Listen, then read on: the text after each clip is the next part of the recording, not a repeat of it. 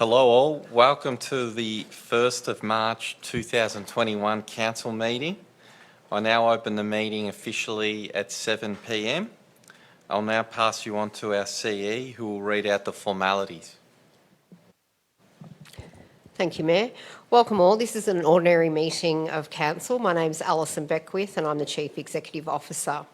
Due to the current directions from the Chief Health Officer and limits due to COVID-19, we are unable to welcome the public to tonight's meeting. Temporary amendments have been made to Council's request to speak and public question process to allow participation without having to attend the meeting in person. Requests to speak tonight are in the format of pre-recorded videos, pre-recorded sound and written statements that will be read out tonight. The Council meeting will be live streamed via our website and Facebook pages. So we thank you for tuning in for tonight's meeting and for adapting with us during these changing times. Rules for public participation during the request to speak process is as follows. Please note that any public questions submitted to tonight's Council meeting will be printed in the minutes. Council does not accept questions as part of the request to speak process. No statement may be derogatory, defamatory or directed to any individual councillor, member of staff, ratepayer or member of the public. A 2-minute time limit will apply to all requests to speak items tonight and the timer will be used at a warning sound will sound at the 1.5 minute mark. And if an officer is reading the statement on behalf of the resident, they will sum up for the last 30 seconds. So to introduce you to who we have in the room tonight, from your left, we have Jeff Glynn, Director of Assets and City Services, Scott Walker, Director of City Development, Councillor Mark Di Pasquale, Councillor Elizabeth Neely,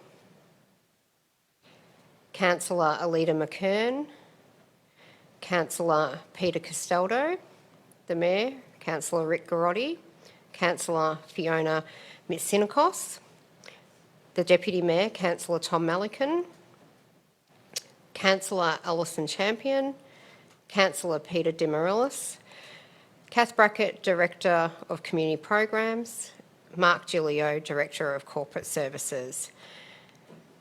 And beside me, Gina Burden, Manager of Governance and Communications. Also here tonight, recording the Council meeting are members of our Governance and IT team and our Jet Studio recording our live stream for this evening. Thank you, Mayor. Thank you, CE. Our meeting is being held on the traditional land of the Wurundjeri Woi-wurrung people. And on behalf of Banyule City Council, I wish to acknowledge them as our traditional custodians. I'd also like to pay our respects to the Wurundjeri Woi-wurrung elders, past, present and emerging, and to acknowledge other Aboriginal and Torres Strait elders who may be joining us today. Council is committed to and values diversity within our community, and I will now read our diversity statement that demonstrates this commitment. Banyule is a diverse community made up of people from different cultures, beliefs, abilities, bodies, ages, sexualities, genders and identities. We are committed to inclusion, access and equity for everyone. These principles foster cohesiveness, empower people and improve the well-being of the Banyule community. Apologies and leave of absence. Would any councillor like to advise of any planned leave of absence? No, and we have no apologies. So the confirmation of minutes for the ordinary meeting of Council held on the 8th of February 2021. May I have a councillor to move and second? Moved Councillor Malikan and seconded Councillor Di Pasquale. I now put the motion. All those in favour? And those against? I declare the motion carried. Disclosures of interest. I don't believe there are any disclosures this evening. There are no presentations either, which moves us on to urgent business. And I understand there is an urgent business item, COVID-19 learnings and request for review to prevent further lockdowns.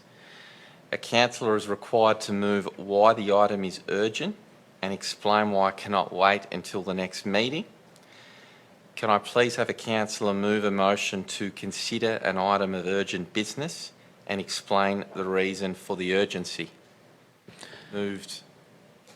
Councillor Thank you, Di Mayor. By Pasquale. myself. The urgency of this item is because, we have just come out of a 5-day lockdown a couple of weeks ago, Mayor, and there's no certainty that we may go into another lockdown in the future if cases do happen once again of COVID-19.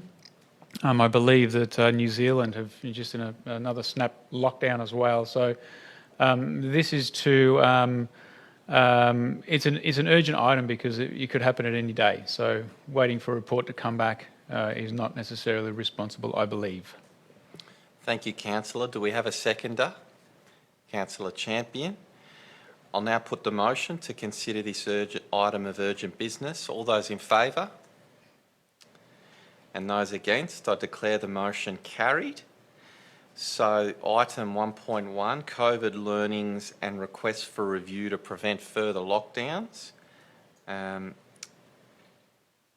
So there is a recommendation, and I'll now seek a councillor to move that recommendation. Councillor Di Pasquale. Yes, Mayor, if I may. So this is to write to local, federal and state members, urging them to investigate the methods other states, including New South Wales and Queensland, are using to limit the spread of COVID-19. I think there are learnings that council can learn, and I think if we just simply write a letter to our state and federal MPs with the information that they have. They are more experienced in this area, and for our community, it will be a little bit more certainty, I suppose, in uncertain times, particularly with small businesses, etc., struggling with lockdowns. More information we have, the better on this situation. So just a letter to go out from the Mayor on behalf of the Council, just to gain back any information we can find to help Council manage best it possibly can on behalf of the community. Thank you, Mayor. Thank you, councillor. And do we have a seconder for that item? Seconded by Councillor Champion. I note the mover has already spoken. Does the seconder wish to speak? I won't. Thank you for the opportunity, though, Mayor. Does any other councillor wish to speak? Being no other speakers, I will now put the motion. All those in favour? And those against? I declare the motion carried. Moving on to item 2.1 under petitions. So community consultation, proposed street walks, Bona Vista Drive and surrounds of Montmorency South Primary School. There is one speaker, Roger Marcus Fife. A written statement will now be read by our Director of Community Programs, Kath Brackett. Thank you, Kath. Thank you.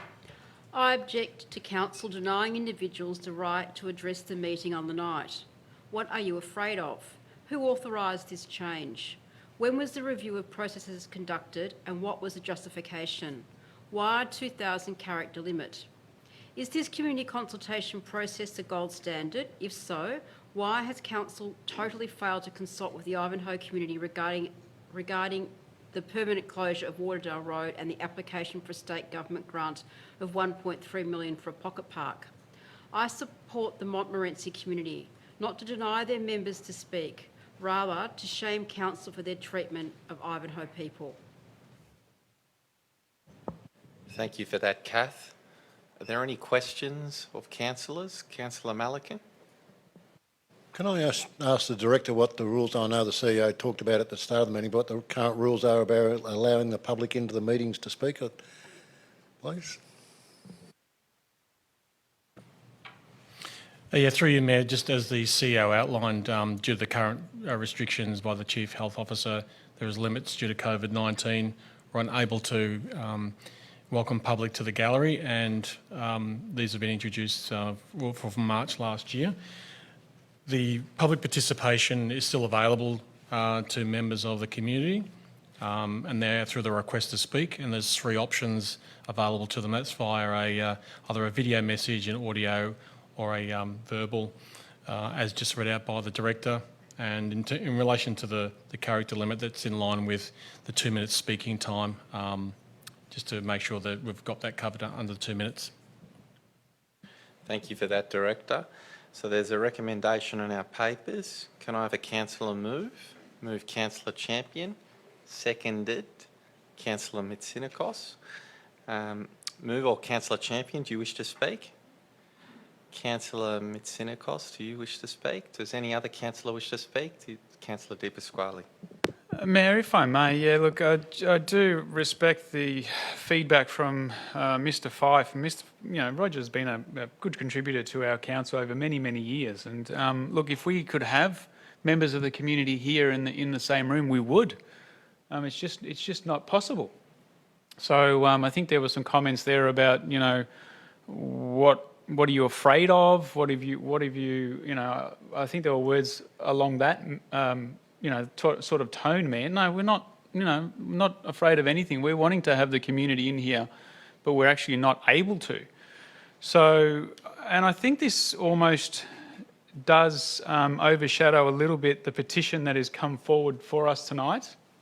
These are Montmorency residents who are wanting to put themselves forward to, make council aware of what their ideas are through the ward council. And the ward council is well and truly aware of everything that's going on there, because this came up at our last meeting.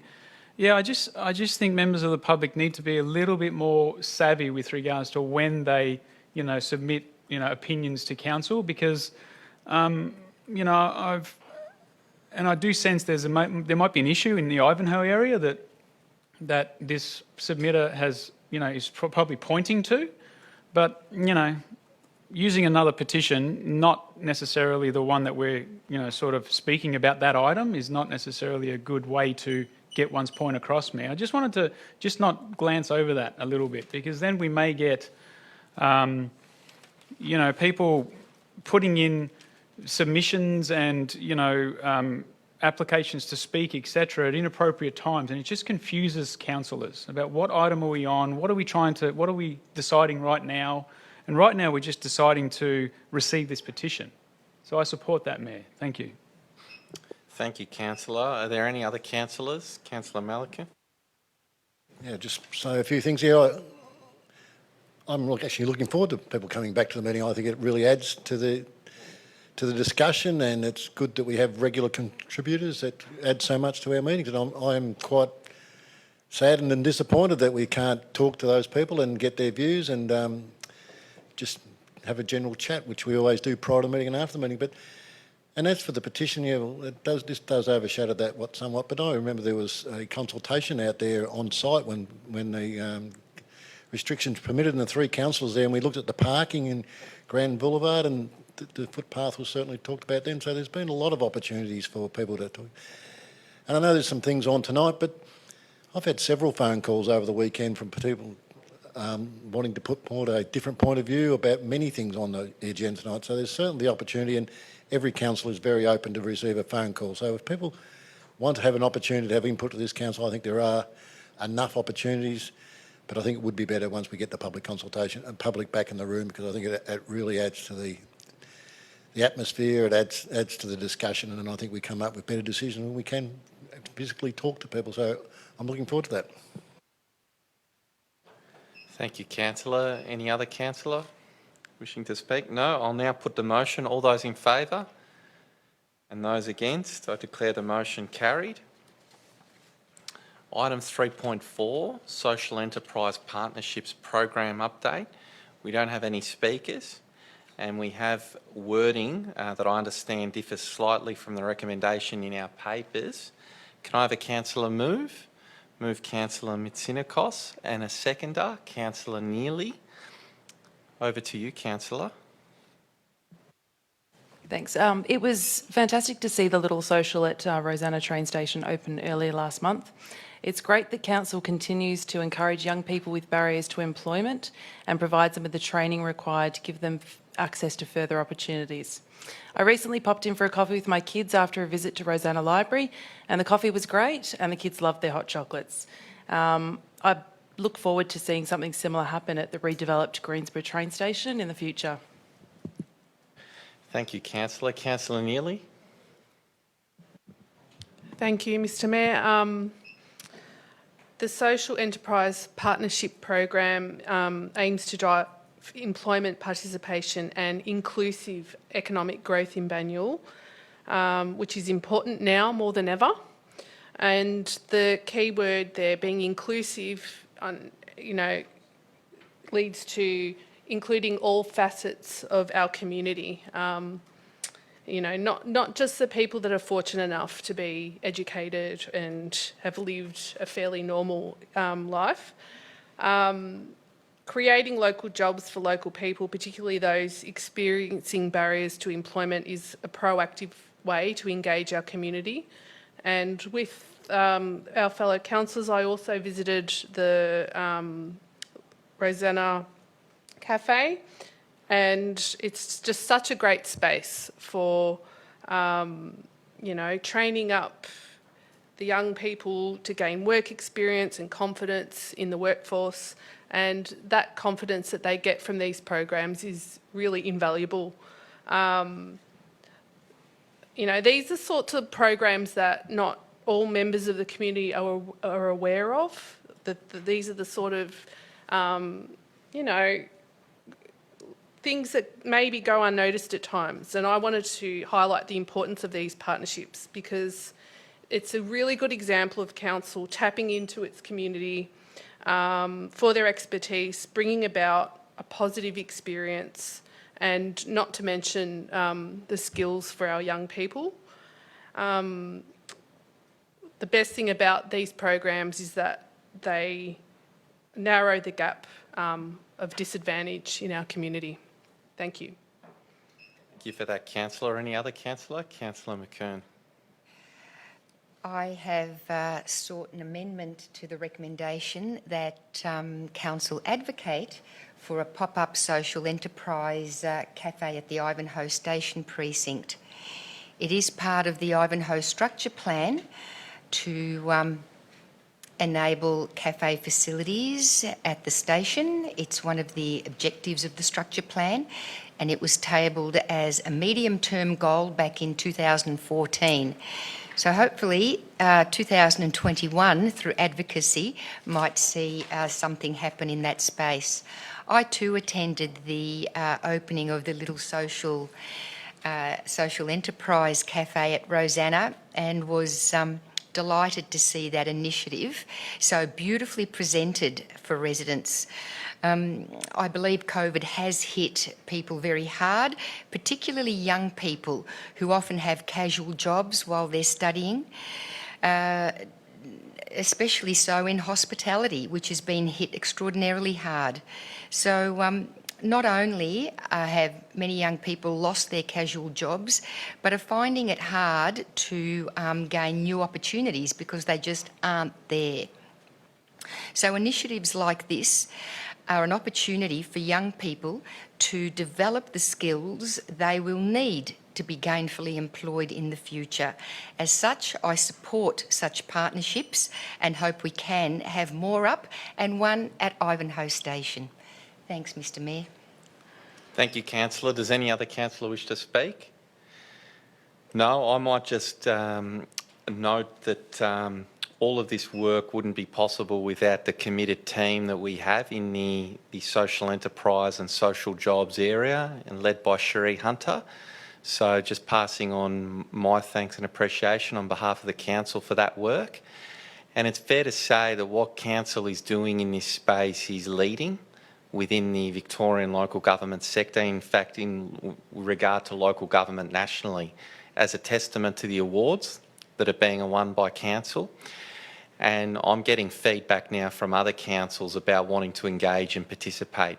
And just on Friday night, and I'll chat to our CE about this, the Mayor of Moreland reached out and said, look, we want to start doing what you're doing. They were so inspired by the social enterprise cafes, but also the social housing as well at Balfield. We are really doing significant work to empower and build people in our community who need an opportunity. And that's delivering locally for so many people, but the message is also getting out there more broadly now, where other council leaders are looking at what we're doing and seeing the potential benefits for their communities. So basically, we've potentially started something now that could snowball across the rest of the state. And I think that's an exciting outcome. And once again, a tribute to our CE, our director, and to Cherie and her team. Well done and thank you. I'll now put the motion. All those in favour? And all those against? I declare the motion carried. Item 4.1, dumped rubbish and litter plan implementation progress. We don't have any speakers and we have a recommendation on our papers. Can I have a councillor move? Councillor Malikan, seconded Councillor Castaldo. Councillor Malikan. Yeah, this is quite a hot topic at times, but some good initiatives in this report and I'm happy to support it. The issue around dump rubbish is currently the landfill levy $62 a tonne. So when people pull up at our transfer stations with their tonne of rubbish, we charge them over $100 in some cases, but the vast majority of that is to pay the $62 which the state government collects for every tonne that goes to landfill. And then residents get a bit upset, don't want to pay the money, so they drive off and some dump them in our parks, open blocks, open space, and then council gets our truck, goes and picks it up, takes it to tip, and we pay the $62 and we pay all the costs. So it's something we really do need to address, and it will get worse. The state government has flagged that the landfill levy will double within the next 2 years. So within 2 years, the landfill levy will be $125 a tonne. And all that money is being pooled in the landfill levy account. It's about $650 million at the moment. And when the landfill levy came in, we were told it would be used to address issues like dump rubbish and recycling programs. That money has been stockpiled by the government. They are finally starting to release some of it because recycling has got to a crisis point in Australia, but more particularly in Victoria. And they're starting to wake up to that, and it's a good thing they've actually put out the Recycle Victoria policy, which has many good initiatives in it. But they need to start putting their money out, need to start getting some of these programs going. And in the meantime, dump rubbish will continue to be a huge problem. I'm quite pleased to see these recommendations. So council can do what we can to reduce the amount, but we really need action from the government about improving recycling.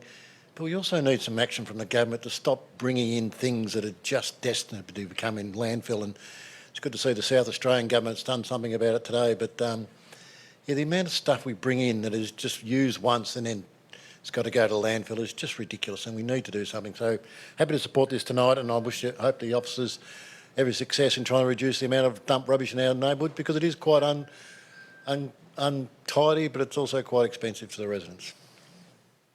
Thank you, Councillor. Councillor Castaldo. I'd like to just flag my support for the inclusion of a longer-term plan to address dumped rubbish, littered rubbish throughout Banyule. We've invested in enforcement in other areas, like at the Waste Recovery Centre, which has really assisted us to reduce dumped rubbish there. We've also seen with this report that the majority of the cost of the provision of this officer is recouped through fines. It would be best if we didn't need to fine anyone, but we wouldn't need an officer if that was the case. So I'm supportive of this being a longer term program. We do need to enforce this. I always get emails about people concerned with rubbish here and there, and we address that where we can. And this is one of the elements that is really important to having a well-rounded approach on council to deal with this matter that people care about. So I'm very supportive of this new initiative. Thank you, Councillor. Does any other councillor wish to speak? No, I'll now put the motion. All those in favour? And those against? I declare the motion carried. Item 4.2, introduction of the Food Organics Garden Organics Service. We have one speaker, Emma Samuel, and a written statement will now be read on her behalf by our Director of Corporate Services, Mark Gillio. Thank you, Mark. Thank you, Mayor. Good evening. Whilst I personally don't disagree with adding food organics to our green organic service, I believe that Banyule community as a whole have not been consulted on this major change to their waste collection services, and this is a major flaw in the process. Where is the consultation by Council on this major change to its waste collection services? A fortnightly garbage collection is a major social change. Banyule is not Yarra, Moreland or Darebin where these changes have been made. Even in Yarra there have been major issues with the changes. Community research relevant to Banyule needs to be made. Council has a public transparency policy. Can Council honestly state that it has adhered to this policy in adopting this resolution tonight, particularly in relation to its community engagement commitment? Does this not pass the pub test? This is an issue that will affect every resident and ratepayer in every ward. Not one of the current councillors took this as a policy to the council election held last October. So how can they pass this tonight, and why wasn't a major policy like this mentioned by them on the campaign trail? At the council meeting that adopted Towards Zero Waste Management Plan 2019 to 2023 on the 19th of November 2018, Part 2 of the resolution states as follows. The business case for the removal of food waste from garbage stream be presented to Council for consideration in the first quarter of 2019. Where is this business case and why hasn't it been presented to the community for comment? The report does not answer the following. What is the definition of food to be allowed in the organics bin? Does it include meat, fish, milk products or just vegetables? Will residents who currently pay for a 240 litre green bin be able to use the bin weekly?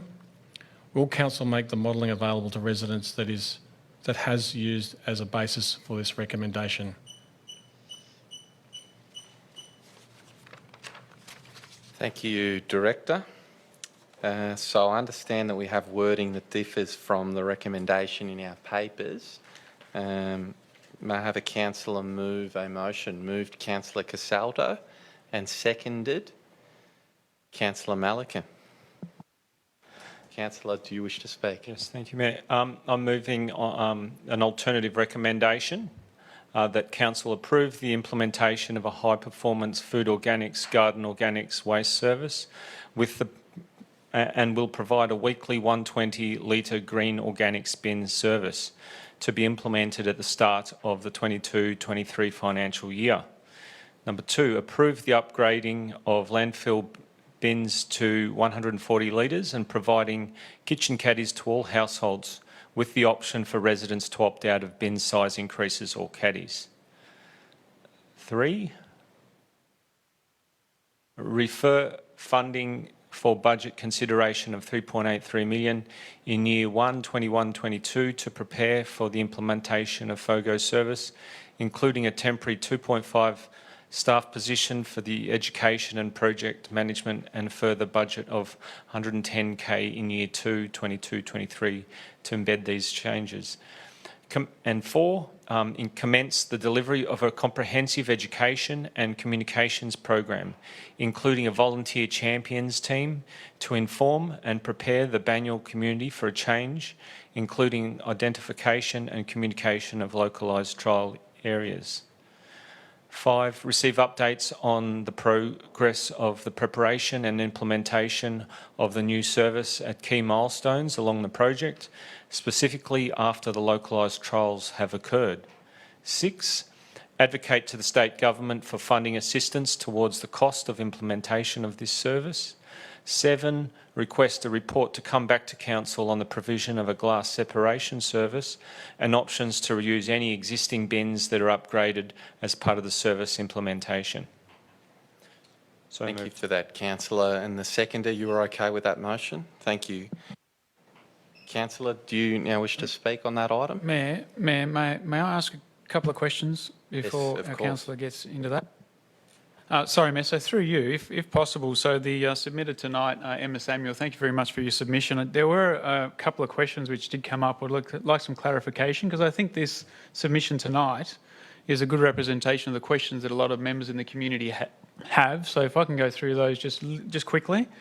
So to the appropriate officer, Mayor, if possible, so the definition of food, so which will be allowed in the organics bin, does that include meat, fish, milk products or just vegetables? Through you, Mayor, the food organics, green organic service does include meat, fish, milk products and vegetables and green waste. Thank you. And Mayor, also, so those residents who currently pay for a 240 litre green bin, are they able to also use this bin weekly? Through you, Mayor, the 240 litre green bin option is available now for a fee for service, so people pay extra for that fee on top of their current service, and that would still be available post this service implementation. Thank you, Director. Mayor, there's also a question with regards to penalising young families with babies, charging additional charges for nappy bins. Can I just have a bit of an understanding of how nappies will be taken care of? Through you, Mayor. It's a choice thing when you talk about the service of nappies. It may be able to be suited, it depends on the circumstances of the household. There are a few options available. We do have a nappy program we're running at the moment, looking at alternatives in regards to using traditional nappies. So that's one option. The second option goes back to for households with special circumstances, that they do have the option to have a weekly collection for their garbage, again for a small fee on top of that for the extra service while they have that special needs. Thank you, Director. And also, Mayor, the garbage bin, so if this proposal moves us from an 80 litre landfill bin to a 140 litre landfill bin, what will be happening to the existing garbage bins? Will they be recycled? Where will they go? Thank you, Mayor. Through you, Mayor, that'll get picked up in item 7 of the recommendation, or the alternate recommendation there. We'll be taking a report back to Council. A few opportunities, there may be some opportunities for reuse of the old bins. It will depend on the condition of the bins and costs associated with that. If they're not reused for another purpose, they'll be recycled anyway.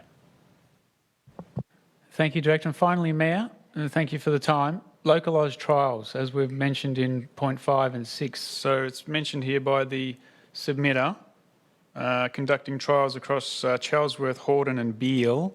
Not going to make it that specific, but how will these trials work, Mayor?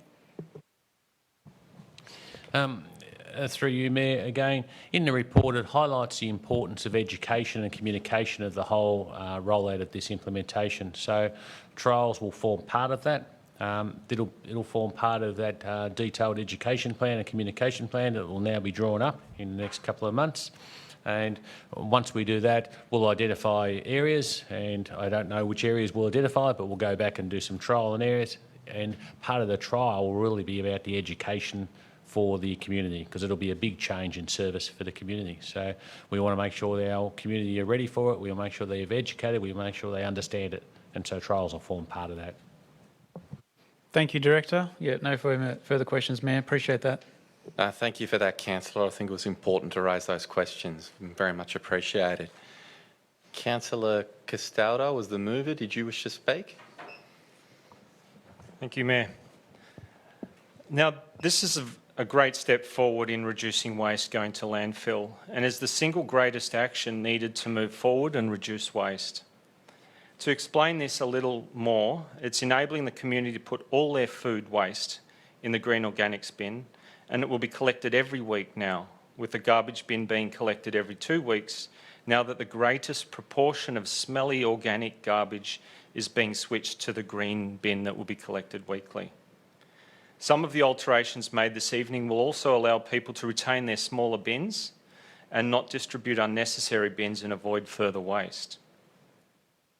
I should also mention that one of the speaker this evening suggested that this hadn't been tested in the community.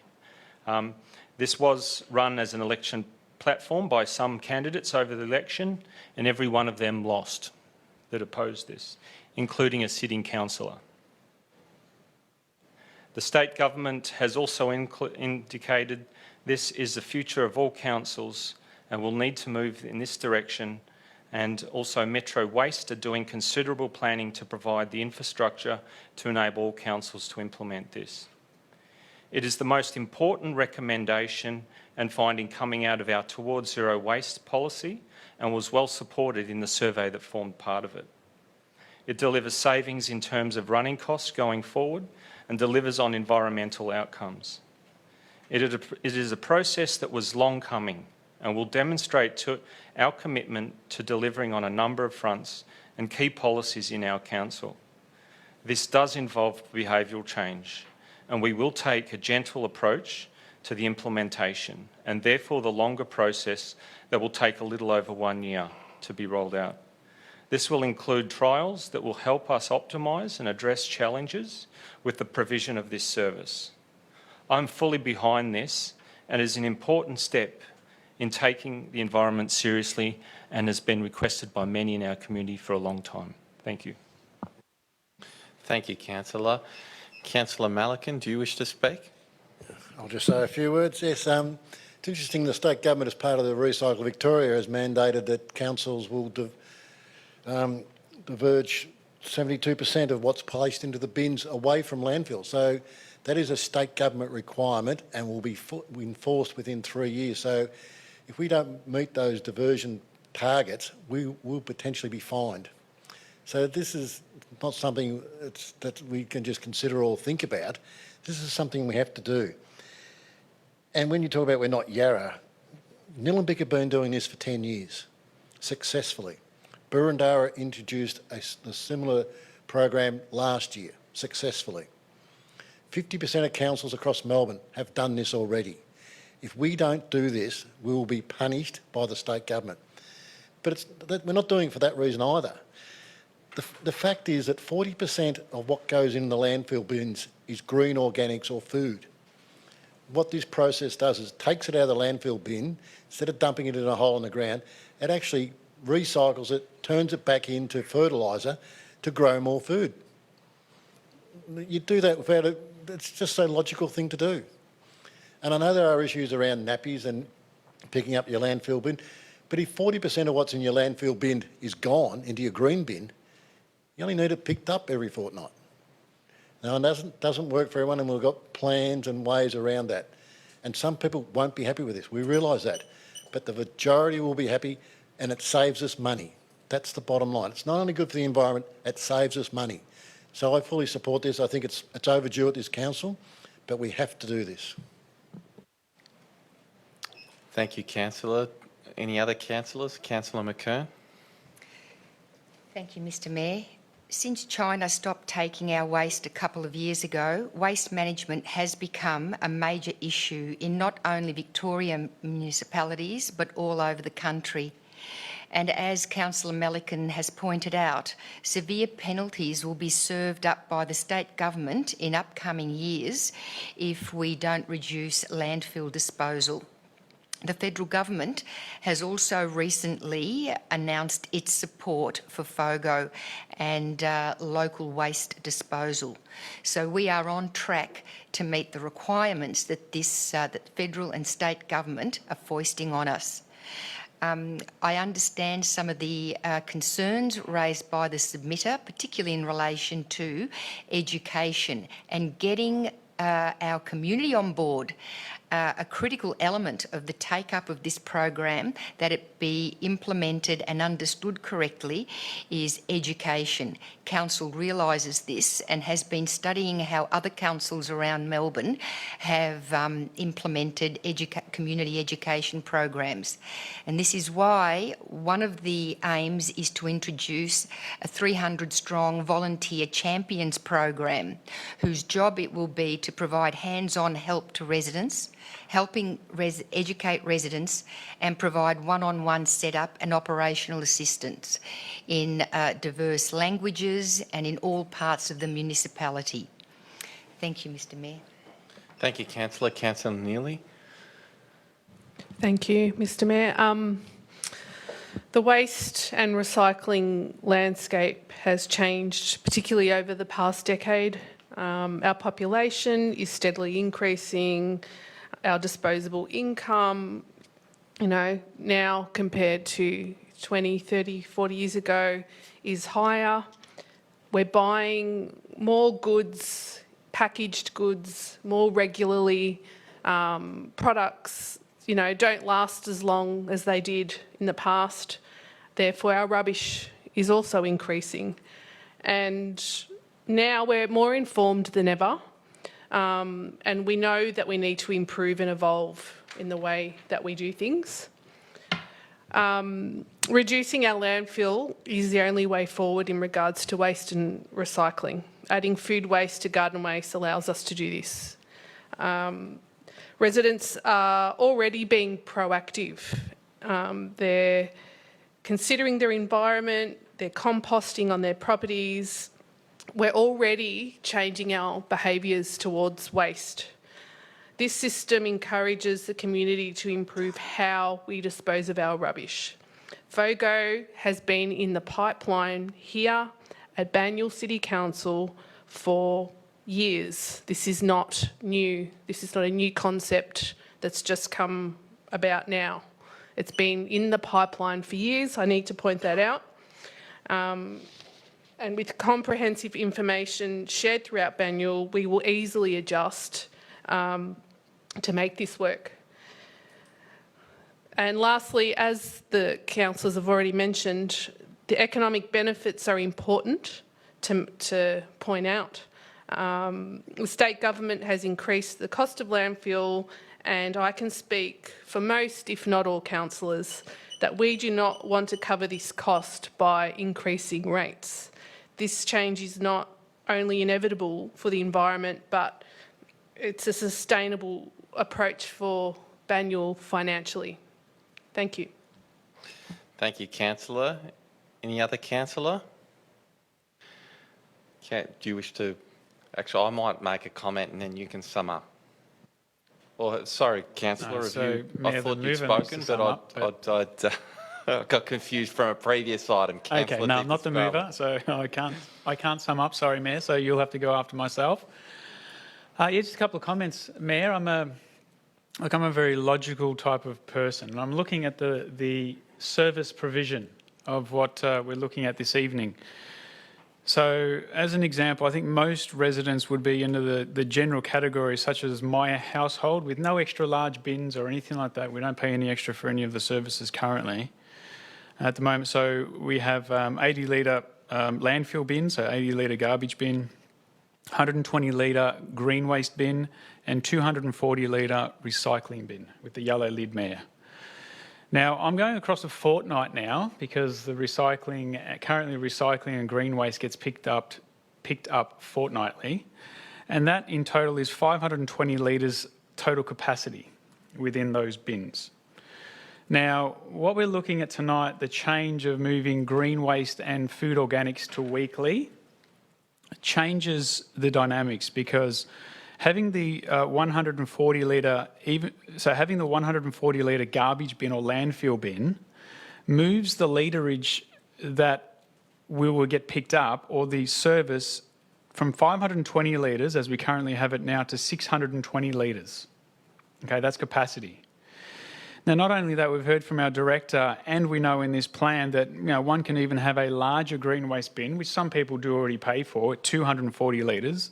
So that moves it to 860 litre total capacity. I'm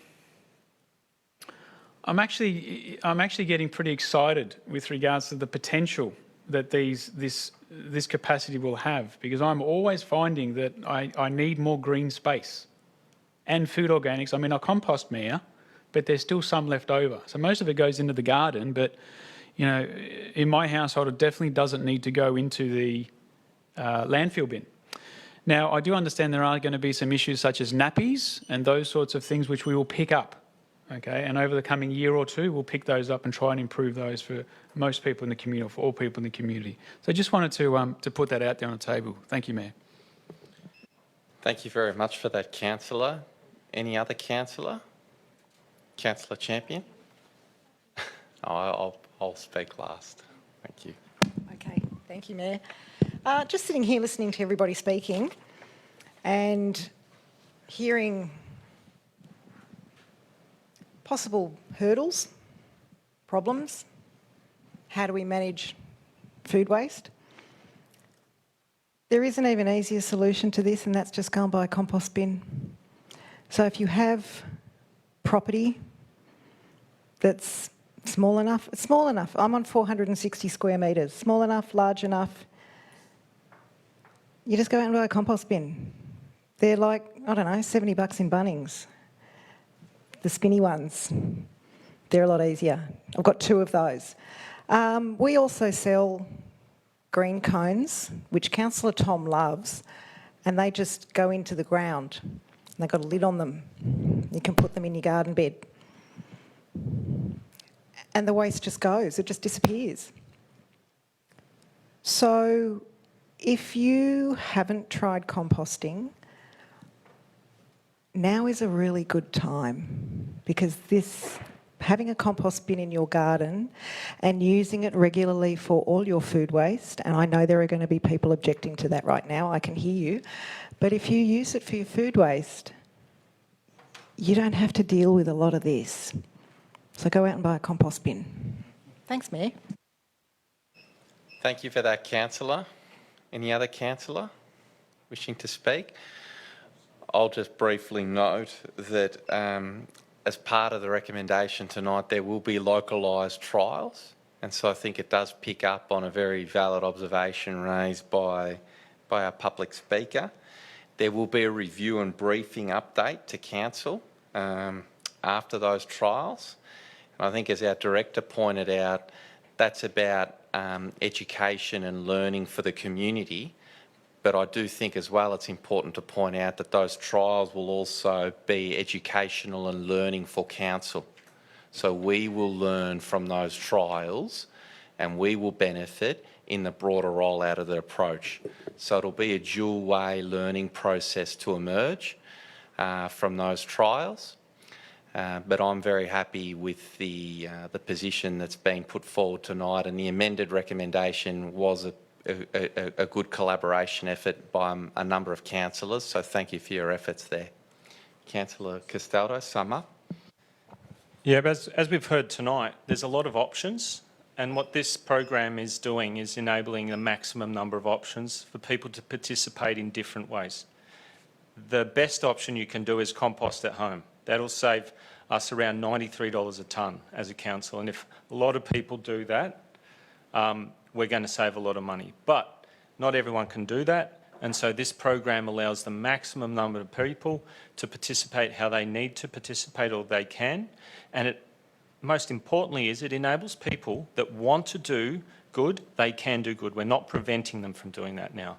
And so that's really important to acknowledge, I think, and so why I'm so supportive of this approach. Thank you.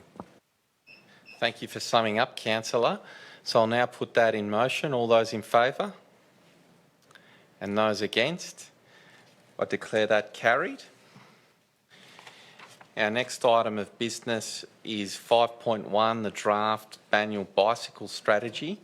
We have one speaker, Mr Kevin Bagini, and a written statement will now be read by our Director of Assets and City Services, Jeff Glynn. Thank you, Jeff. This statement is on behalf of Kevin Biagini. I consider the use of bicycles on Banyule's public roads to be dangerous, fatally dangerous in some cases. As well, people may not wish to have a bicycle culture embedded within Banyule. We thank Mr Bagini for that comment. Councillors, I understand we have wording that differs from our recommendation in the papers. Councillor Malikan, I understand you wish to move a motion. With a slight amendment that we approve the Banyule draft cycling strategy for public exhibition for a 6-week period, which includes a survey on the Shaping Banyule drop-in public information centre sessions at the council offices in Greensborough and Ivanhoe, online information sessions and pop-up engagement activities at major cycling locations. A new item 3, right to the Minister of Infrastructure, Transport, seeking a meeting regarding the importance of bike infrastructure in new projects and maintaining activity in Banyule, and an opportunity to fund new bike projects in Banyule following a lack of investment in recent years. Also move. Thank you, Councillor. And do we have a seconder? Councillor Di Pasquale. Councillor Malikan, do you wish to speak? I agree with the Speaker. It is dangerous out there on our roads in Banyule, and that's why we have such a low uptake of cycling in Banyule, and that's something we should improve. It's not something we should say it's dangerous, therefore we do nothing. It's something we should fix. And why is it important? Well, COVID showed us how important it was to act and live locally. And what better way to get around your local area than on a bike? And COVID also showed us the importance of physical and mental health and how getting out, being active, improved both of those. But even pre-COVID, we had a massive obesity crisis. We had all these issues. We have congestion. We have parking problems. We have air quality problems. And encouraging people to ride their bikes fixes all these problems. But then it's not just about helping the people who ride their bikes. Some people have to drive cars and some people want to drive cars. But there's a lot of people who prefer other ways of getting around. And if we provide those alternatives and people do ride their bikes, it actually frees up road space for the people who have to drive and who want to drive. So it amazes me that people that want to drive don't support getting other people off the road, getting them out of the road. But then we can look at air quality. Like there's 3,000 people a year in Australia die as the results of pollutants from vehicles. 3,000 a year. And then we could look at cardiovascular disease, the biggest killer in Australia. That's where we're heading to if we don't start being more active. And mental health, after COVID, mental health has become a real priority. And then I think about schools. You go to any school in Banyule and it's just a nightmare at drop-off and pick-up time. It's not a safe place to be.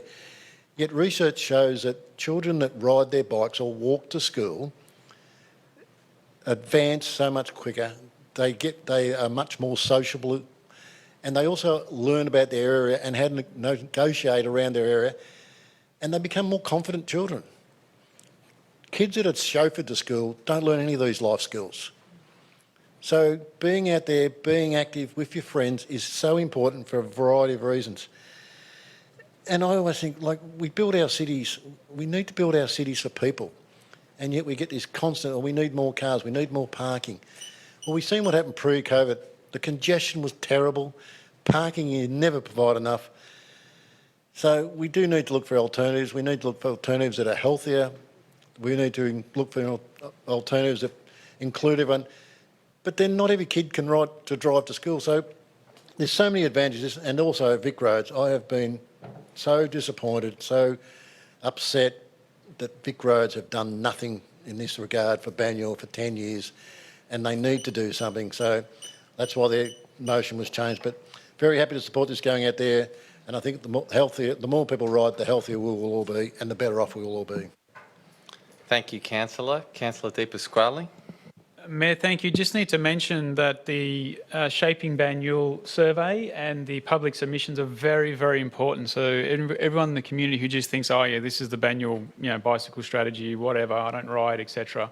We need as much input as possible because, Mayor, we're going to be having some major funding opportunities going forward in the future budgets, and that's all going to be shaped out of this. So this is a very, very important piece of work to the community to actually get behind. Thank you. Thank you, Councillor. Do we have any other Councillor McKern? Mr Mayor, cycling is increasing as a desirable activity. Councillors Melican and De Pasquale have pointed that out, not only in Banyule, but in many parts of Melbourne, especially in the inner and middle ring cities, which includes Banyule, where cycling is a conducive means of travel, both for recreation and commuter travelling. The distance to Melbourne City is very doable by bike, and this strategy is, I believe, progressive and responds to community need in this space. The hopeful outcome is for more safe cycling in Banyule and also adjacent municipalities. Yarra has done a significant amount of work in this area, and we've seen pop-up lanes in Heidelberg Road. To make that an effective or part of an effective network, those pop-up lanes need to be extended and they need to connect important nodes such as stations, shopping centres, schools and workplaces. I hope that this is what this strategy does deliver, and it certainly has my support, Mr Mayor. Thank you very much, Councillor. Councillor Castaldo. we're releasing a very large strategy here. It's a significant body of work, and I'd like to thank all those that contributed to it, and Alison Wood, who is the lead officer on this. As we've heard already this evening, there's a number of committed cyclists amongst us, and I too am, and I recognise there still needs to be a lot of work done in this space. Us as a council are putting forward a very good plan here that I consider, and I'd love to see all the other ideas that come forward over this consultation process. But us as a council can't do this on our own. We need to work with state and federal governments to deliver on the best possible outcome and encourage those out of vehicles into bikes. And it is a challenging, very challenging process and needs significant behavioural change and people to overcome lots of fears, but I've met a number of people that have achieved that, and we've got to support those people to continue making those good decisions, and it is delivering good benefits to people's health and a range of other things identified by our number one bike advocate, Tom Melican, over many of years here. So I think this is a good start to the conversation. Please put in some your comments and be part of this process. And we as a council are very keen to invest in this area, and I look forward to developments in the coming years. Thank you, Councillor. Does any other councillor wish to speak? No? I'll just like to point out that I'm quite pleased with the third element of the recommendation to write to the Minister for Transport Infrastructure requesting a meeting. At the moment, Council is going through the process of reviewing and finalising a draft budget, and will then be in a position to understand our funding position over the coming years. It's certainly my intention to potentially look at putting something to the Council and then potentially to the state government around a dollar for dollar co-funding arrangement. We're serious as a council on this. We're serious about investing in infrastructure and really driving patronage and use and infrastructure around bikes. And we're not just going to go cap in hand to state governments seeking their funding support. I think it will be incumbent upon us to show them that we're prepared to put our money where our mouth is. And so, as I said, as we work through the budget process, which will coincide through this strategy, I would very much like to go and put forward a very innovative proposal to the state government. It could be the first in Victoria to say, you back us dollar for dollar of every investment in bike paths that we do in our municipality. And in doing that as well, during COVID and as we need to grow the economy and create local jobs, there would also be a big local economic impact associated with that. Anyway, that's things to look forward to when the strategy comes back to Council. I'll now put the motion. All those in favour? And those against? I declare the motion carried. We now move on to item 5.2, Planning and Building Activities Report for the period of July to December 2020. We have no speakers. We have a recommendation in our papers. May I have a councillor move? Moved Councillor Di Pasquale and seconded Councillor McKern. Councillor Di Pasquale? Mayor, yes, just quickly, I'm just going to look over across at the Director of City Programs and see whether he has a smile on his face, because I think the Planning Department have been working quite well. If you read the report, Mayor, we have the number of live applications, the backlog at record lows under the targets. We have, and it's not a matter of less people are putting in applications or there are less applications, there are actually more than at a similar time even pre-COVID as well. So definitely the team there in the Planning Department doing a very, very good job, and we do notice these things. We haven't had in the last or since this time period no out of time appeals. The success at VCAT is higher than what it was before. It's upwards of 50%, whereas before it was in the 40% mark. So we're actually doing better at appeals at VCAT as well. Look, if you look across at this report, it's quite a good sentiment for the planning department. Very well done, Director. If you could bring that back into the office, we'd really appreciate it. Thank you. Thank you, Councillor. Does any other councillor wish to speak? No? Or Councillor McKern? I just wish to reiterate Councillor Di Pasquale's comments. I've noted in my own notes here that the planning team is deserving of congratulations on improving its percentage application determinations within the 60-day statutory time frame. Planning is a significant part of council core service, and it's with enthusiasm that I welcome the report of improved application determinations, because it indicates continued commitment by the planning staff to improve their planning application timing. And I think that given that you do tend to hear resident complaints about how long planning applications can take to process, that for our community to know that this is constantly being addressed and worked on by our planning department is very encouraging. So thank you to the entire planning department. Thank you, Councillor, and congratulations, Director, on a terrific performance. I think your performance review to the CE's been written for you.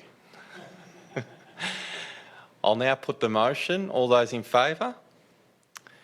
And those against? Carried. Our next item of business is 5.3 Weir Street Project, Streetscape and Reserve Upgrade. We have no speakers and we have a recommendation in our papers. May I have a councillor move? Move Councillor Champion, and a seconder, Councillor Neely. Councillor Champion. Thank you, Mayor. I won't take long. I simply want to thank everybody who has been involved in this project. While we are at concept plan stage, we do have detailed plans to come. There have been 2 community consultations on this, one in February, 12 months ago. We were lucky enough to do that face-to-face, and then one again in around September. I really want to thank our community for all of their passionate input into this and contributing all their understanding of how this space functions for them and for each other, and sharing that with our officer, who has also written this report, Kylie. I would also like to thank the officers for their work, and specifically Kylie, on this, and their vision based on the feedback that they were given. And I especially want to thank the traders. They invest most of their life in this street, and they know how this street works better than anybody, and this area, and who comes and who goes, and why they come and why they go, and how they come and how they go. So their input is invaluable to this. So thank you very much for that additional time to the traders that they put in. Not all of us are going to be happy with everything about this design. However, I know that all of us will be happy with a lot of aspects of it and how it functions or encourages us to behave. And the one thing that I ask of everybody in this space, especially drivers, is please slow down. This is a very low speed area. It is for pedestrians and cyclists as well as cars. So please, when you enter Weir Street, slow right down and look around and be aware of your surroundings. And thank you all again very much for your support. Thank you, Councillor. Councillor Neely? No? Does any other councillor wish to speak? No? I'll now put the motion. All those in favour? And those against? I declare the motion carried. We now move on to item 5.4, Planning Scheme Amendment C107, Treetops Adventure Park in the Yarra Flats, exhibition outcome. I note that there was a submitters meeting that occurred in the Thursday prior, and that was well attended and also well attended by councillors. Tonight, though, we have 4 speakers: David Gentle, Sandrine Gaymard, Alicia Curry and John Deloya. Pre-recorded videos and audios will now play, followed by a written statement from Director of Assets and City Services, Jeff Glynn.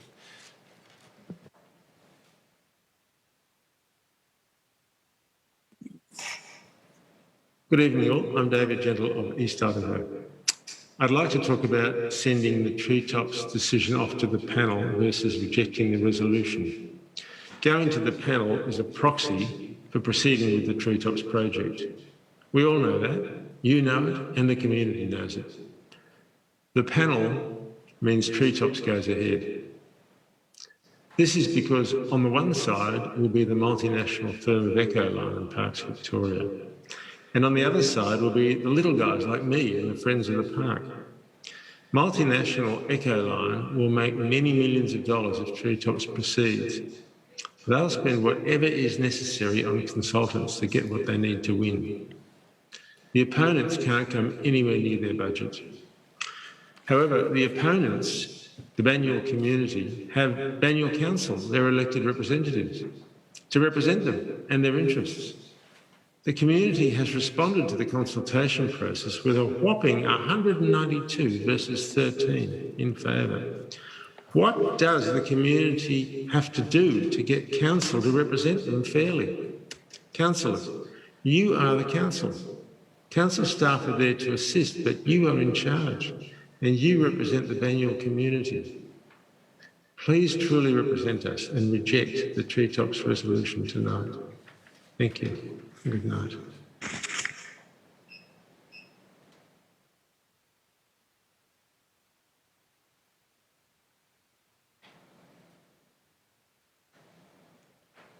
Good evening. This project was initiated by Parks Victoria in 2009. Ecoline was the selected proponent for the Yarra Flats project after a very competitive process. Ecoline has established similar projects around Australia since 2008, including several in protected ecosystems. My husband and I created our business in the hope that we would help more people experience, enjoy and value the Australian forest. We are the experts for designing, constructing and operating tree-based adventure parks, but we select among the best professional consultants so that we can rely on their professional recommendations for each site. Our intention is to ensure the ongoing health of the site. The trees are the real stars here. It is important to note that we are not removing any trees, nor attaching anything to any old growth trees or any tree with cultural significance. Every tree has been assessed by an arborist and will be assessed on a regular basis once the park is set up. Visitation will be limited and closely monitored via our online booking system. We are confident that this project will bring more families to the site, in line with Parks Victoria's Healthy Parks, Healthy People mission and Banyule Council's own strategy in recognising the importance of play and time spent in the natural environment for the health and well-being of the community.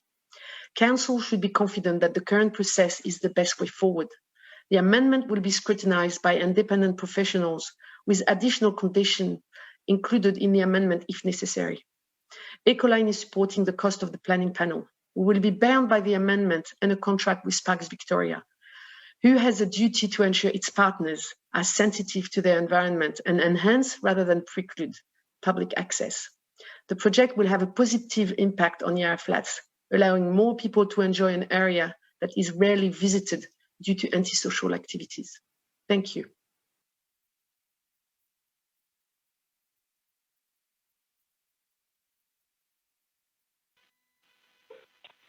Good evening.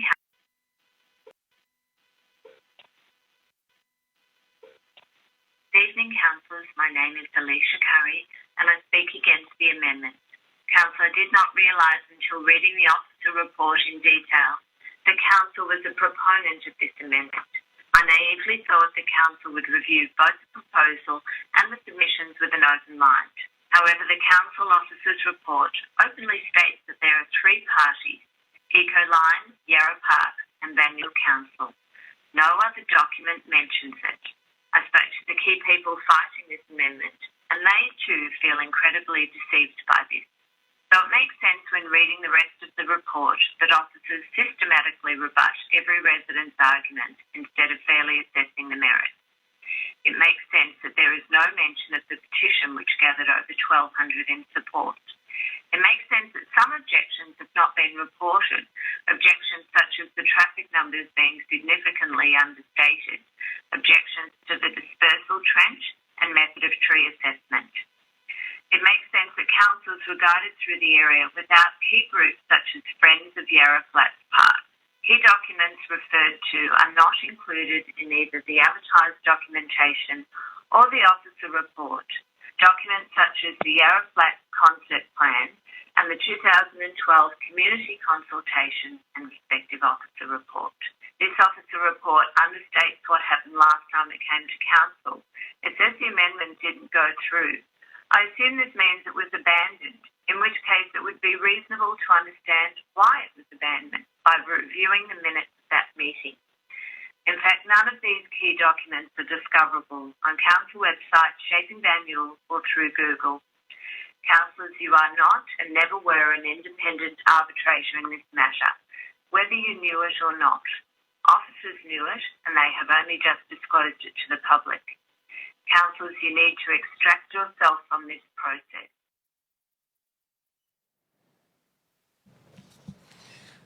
This submission is on behalf of John Duerle. I have advocated for the protection of public open space, habitat and wildlife for over 30 years. I support the submissions of WCS, FOB, RCS and Friends of the Yarra Flats Park. I am concerned that if the proposed commercial operation is allowed to operate in the Yarra Flats, this will lead to degradation and loss of habitat for wildlife, loss of tree canopy in Banksia Billabong over time, loss, disturbance and dislocation of wildlife due to increased human activity, especially in the tree canopy. The Banyule community has already seen an increased loss of public open space as a result of Nella, with the loss of over 26,000 trees along the whole project. This proposed commercial operation just adds further burden on the Banyule community and further loss of habitat. Yarra Flats forms part of an extensive wildlife corridor along the Yarra, especially for birds. This commercial operation appears to be located in the area of the Yarra Flats with the highest conservation values, and it is considered that the operation will destroy habitat either directly or indirectly. This will further fragment the habitat, and with increased human disturbance, remaining habitat will be further compromised. There are several ancient river redgums that predate white settlement that will be adversely impacted. These need to be protected. There are hollow-bearing trees which will be adversely impacted by the dead wooding and removal of vegetation for human safety. Where there is conflict between human safety and habitat values, the trees always lose. This will result in loss of hollows, loss of trees, loss of canopy, loss of habitat. Nest boxes are a poor substitute. With the removal of habitat, there will be an eventual decline in wildlife. This matter should be referred to an independent planning panel for a fair and transparent process that will provide recommendations about the merits of the proposed amendment and how it should be progressed. Thank you, Director. So, councillors, I understand we have wording that differs from the recommendations in the papers.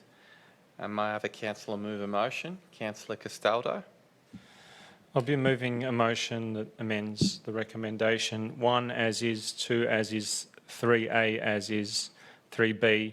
All late submissions will be referred to any planning panel. Sorry, councillor, was that by the 1st of March? Received by the 1st of March 2021. That's today. And 4 explores further key issues in relation to the amendment through the planning panel, particularly in relation to the arboricultural assessment undertaken, including the age and type of vegetation, vegetation to be removed and tree safety. B, the opportunity to limit the footprint of the ropes course and minimise the extent of the vegetation removal through the final approval. so that the proponent does not have to have the ability to remove up to 50% of the vegetation. C, ensuring that replacement planting and new landscaping is undertaken with Indigenous vegetation which is suitable for the local environment. And D, reviewing the Aboriginal heritage issues and important cultural heritage considerations. Thank you, Councillor. Do we have a seconder? Councillor Champion?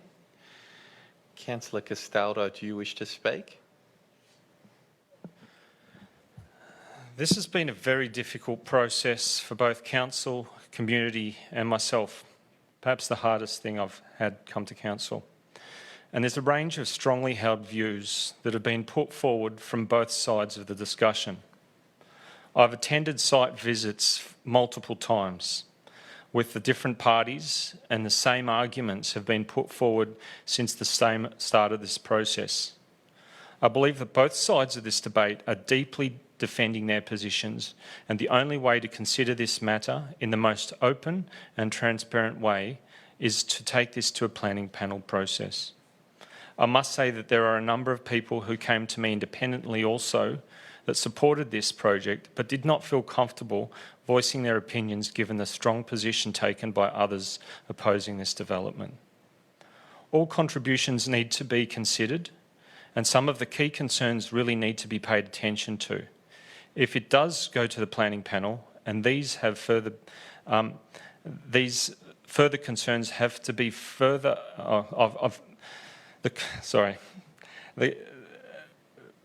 The further concerns have been articulated in the amendments I've put forward tonight in the motion, and they address safety, footprint, stronger vegetation removal restrictions, replacement vegetation and habitat. It is important that this process is considered on its merits, and the best way to do that is the planning panel. If we reject this tonight and the Minister calls it in, it would not go through the same examination, and so this is one of the reasons I believe this is the best process available to us to deliver what is right and what is best for that local environment and the broader community over time. Thank you. Thank you, Councillor. Councillor Champion? I will speak, thank you, Mayor. I wasn't going to say anything tonight. However, the four speakers have actually inspired me to speak, so thank you very much for contributing. Really briefly, the panel is there to do due diligence, do more research, and then come back to us with more specific information that helps us make a decision about this project. I need that. I actually need a lot more information that's in front of me now before I can actually make a decision as a councillor. Going to the panel, voting for this to go to the panel, does not mean it's a done deal. That is a story that you are making up, and that does not reflect what it means for me. So right now, there's not enough information for me to make a decision about this, except that I've got the opportunity to choose for this to go to a panel, and I'm choosing that for my decision that will be sound so I can sleep at night. So thank you very much for that time, Mayor. Appreciate it. Thank you very much for that, Councillor.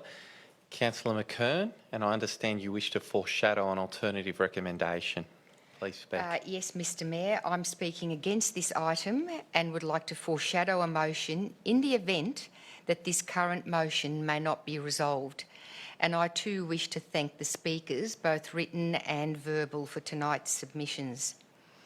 In principle, I support a Treetops Adventure Park in Banyule. I've enjoyed the experience on a number of occasions in other parts of the state and appreciate the benefits. Good for connecting with the outdoors and for health and well-being, a Treetops Adventure Park is the right idea. In addition, it's been stated by the subject landowners and managers Parks Victoria that a Treetops Park would also be useful to reactivate a problematic part of the Yarra Flats suffering lack of use due to deviant behaviour. These opportunities have been explained. While Council has been briefed on the public submissions received, 203 no less, and a petition of 1,200 signatures, I believe we still don't properly understand the risks and impacts of this proposal because they haven't been adequately explained, as Councillor Champion alluded. Of considerable concern to me are public safety in relation to the subject trees and the possible impact of such a development on subject tree health and longevity. Both concerns are nowhere near convincingly addressed by the proponent. Consider the arborists' reports. Ecoline's arborists have conducted a visual tree assessment and from this determined that the proposal is a low-risk activity in terms of tree safety. In contrast, an arborist's report commissioned by Friends of Yarra Flats and distributed by the Mayor to all councillors on the 17th of February states that Ecoline's arborists' findings are limited and subjective and that more holistic evidence is required for an accurate assessment. Indeed, this report found that due to high elevated soil compaction, the very trees proposed for this development are highly stressed. How can two arborist assessments vary so wildly? And I may ask at this point, Mr Mayor, if I can continue Yes, you've made that speaking. request and you have another 3 minutes. The Thank you. proponent has no experience in establishing a treetops course amongst river red gums. They're the trees that this proposed adventure park is going to be established in, should it go ahead. Indeed, of the 36 based high ropes adventure courses in Australia, most are stands of gum trees. Yet, not one is established amongst river red gum trees, which is interesting given river red gums are the most widely distributed gum tree in Australia. They are naturally occurring everywhere. River red gums are the most prone of all the gums when stressed and with age to dropping large branches and completely falling over. Numerous cases have been recorded of people camping under these trees and being killed by a fallen branch. 17 of the river red gums proposed for use by the course are between 200 and 400 years old. These trees are stressed, partly through lack of water. With climate change and water harvesting, the Yarra no longer provides the necessary flooding these trees need for healthy survival. No flooding equals insufficient water, equals stress, equals branch drop and tree failure. The reason for the amendment is to allow development. If the amendment is approved, it would allow Ecoline to defy protection and remove up to 50% of native vegetation. This includes any branch deemed dangerous, yet all parts of the subject trees are dangerous, as no one knows when a branch will fall. The proposal goes against the Yarra River Protection Act of 2017, Environmental Significance Overlay Schedule 1, which currently protects the site from development and states these areas along the Yarra River of state and regional significance and high and median habitat significance. The continued viability of these areas as a significant environmental resource is under threat from the continued development of open space.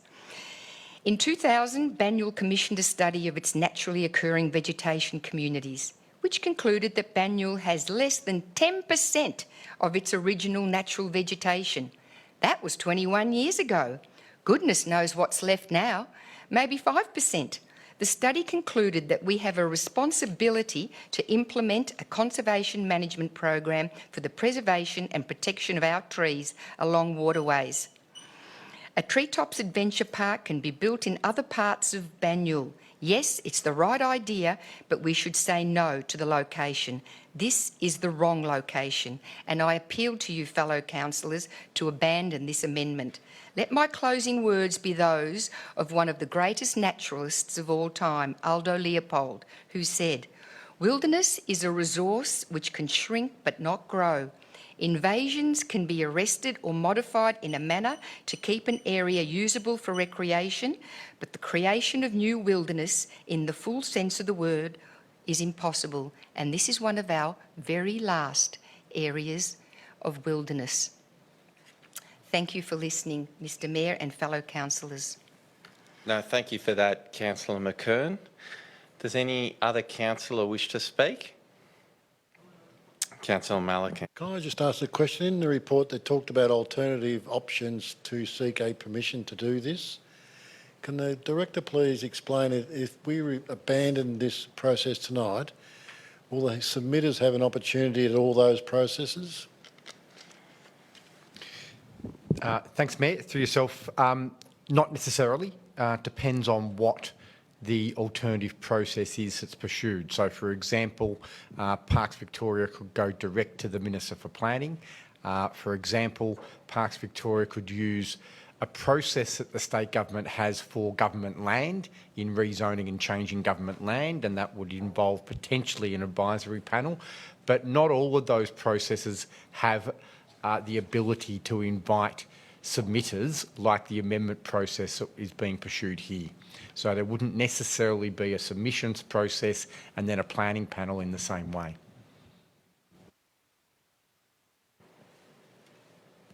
Thank you, Councillor. Any further questions or comments? There being no further comments, I'll now put that motion. All those in favour? Point of clarity, which motion are we voting on? We're voting for the substantive motion. Okay, thank you. And in the event that that isn't carried, then we will then consider the motion foreshadowed by Councillor McKern. So all those in favour of the motion before us? And all those against?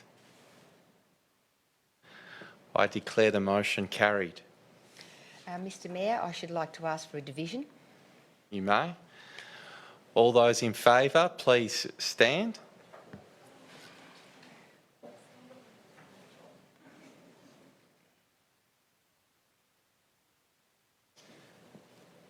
Thank you. And all those against, please stand. Thank you, Councillor. That division has been carried out and I declare the motion carried. And CEO, did I need to note for the record the names of those who stood and didn't? You've got that down? Thank you. Item 5.5, 197, 199 and 201 to 209 Para Road, Greensborough. Works associated with new Lovett Technology site. We have three speakers, Brian Grace, Iden Davies and Marcus Ramsey. Pre-recorded videos will now play, followed by a written statement that will be read by our Director of Corporate Services, Mark Gilio.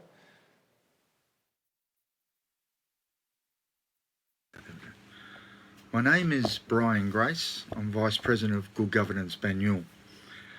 I present to the Council tonight in regards to Agenda Item 5.5, the planning permit for Para Road and Lovett Technology. I want to, right from the outset, say that from a governance perspective, I'd like to thank Joel Alborn, the Planning Manager for the Banyule City Council, and also the Mayor, Rick Garotti, for their assistance in the public meeting that was held, and also a private meeting that was held between myself and Iden Davies in regards to this permit application. Can I just demonstrate to the fellow councillors what it is that the Plenty River Trail residents want? Can you hear it? Nothing. They want nothing. They want quietness. They want exactly what you as councillors and as council employees have, and that is quietness. The noise is driving people away. Now, I only got a very small time to make any further, but we, Good Governance Banyule, object to this application because the past history tells us that they will not abide by it, and the council will not enforce what has already been a terrible imposition to local residents. My name is Brian Grace. I'm from Good Governance Banyule. Thank you.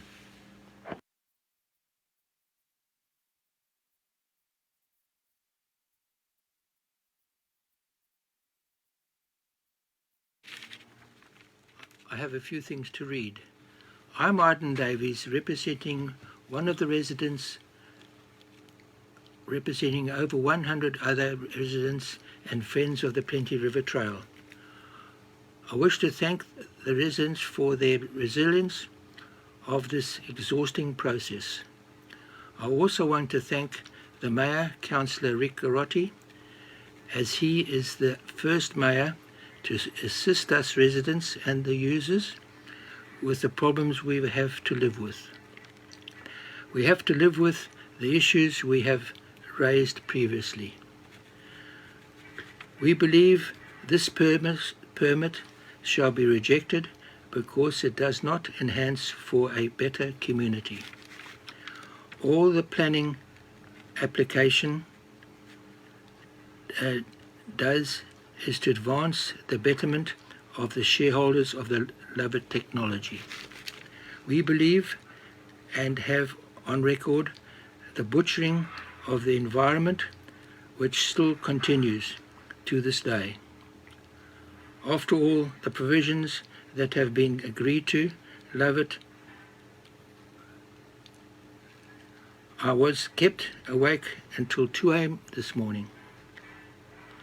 How long would this last if it was you, the councillors, that were being disturbed?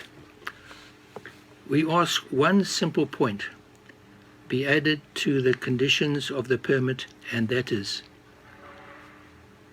ongoing that Lovett technology does not adversely disturb the amenity of the neighbourhood. Thank you for listening to my points.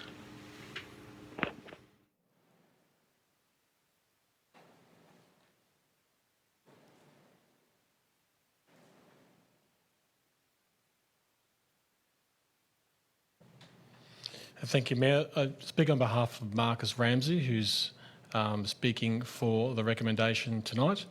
Attention councillors and planning department. Lovett Technologies Australia has operated on the same site since 1954, 67 years. It is a local, family-owned and orientated company and a proud member of its community. It employs over 120 people and supports various local charities and sporting clubs. Lovett Technologies Australia is a key supplier to Australia's and our allies' defence forces and contributes to Australia's economy through direct exports. The purchase of 197 Parr Road and the sealing of the link between enables more efficient assembly of aircraft structures, in turn further securing valuable high-skilled assembly employment in the region. Lovett Technology has always and will continue to work openly with Council and all other governing bodies to comply with any applicable laws and regulations. We hope that Council will see this for what it is, a law-abiding business going through all the correct channels and applying for a permit to build a driveway at the rear of the factory for the safety and convenience of their employees. We note that the management plan requires for operations to be between 6 a.m. and 4 p.m. Monday to Friday. As previously advised, the envisaged opening times would be per below. Monday to Friday, 7:30 a.m. till 4:10 p.m, with scope for some overtime flexibility to expand from 6 a.m. to 6:10 p.m. Monday to Friday, 6 a.m. to 12 Saturday for select staff. Thank you, Director. Are there any questions of the officers? Thank you, Councillor. Yes, Mayor. If possible, it was referred to by one of the submitters tonight that there was butchering that the company was doing. My ears perk up when I hear such terms. Can I have an officer just please describe what is this butchering that is being done, please? Through the CEO, the Director. Thanks, Mayor. I'm not clear what's being referred to there in terms of the butchering. I don't know what that reference is. Thank you, Director. I had one question, if I may, through the CEO. There was just a comment raised in the speech by Mr Davies around adding a point about an amenity being disturbed. I believe that we have considered that as a council, but could the director just provide a response to that question raised by our speaker? Thanks, Mayor. Yeah, happy to. It comes down to a little bit around the technicalities of what actually needs a planning permit and what doesn't need a permit. In this case, what's actually needs a planning permit is for the buildings and the works associated with the driveway and the connecting and the setting up of the site. However, the use of the land does not need a permit because the use is already an established, what they term as of right use. Now, when that's the case, we're not in a position to lawfully include conditions on a permit that relate to the use of the site.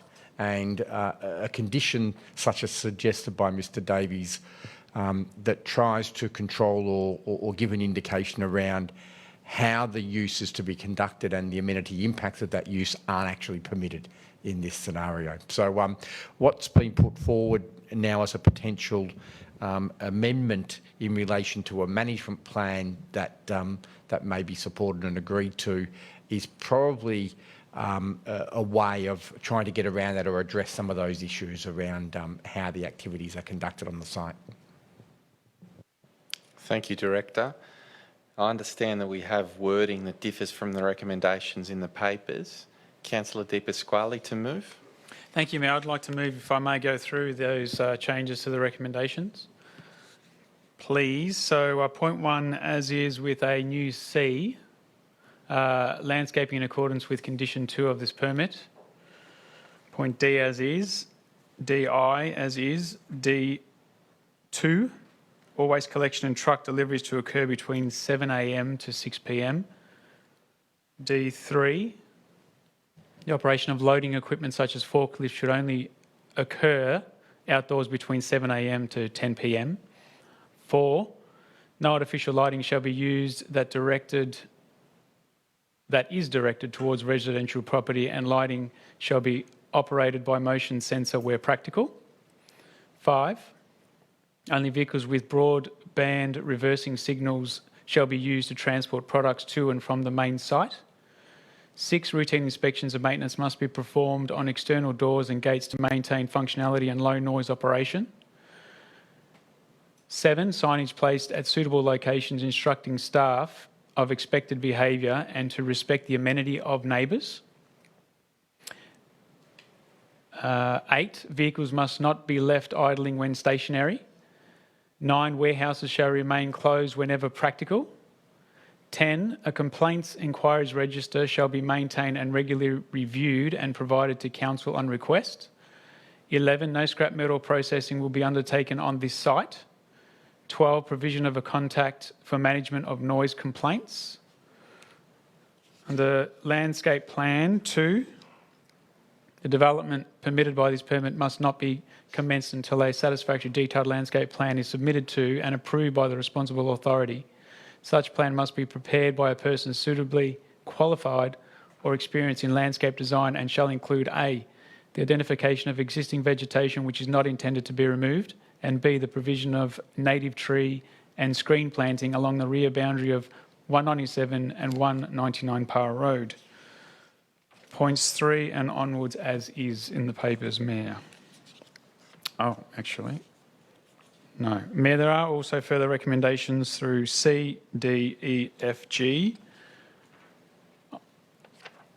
Would you like me to read through those? They're pretty extensive.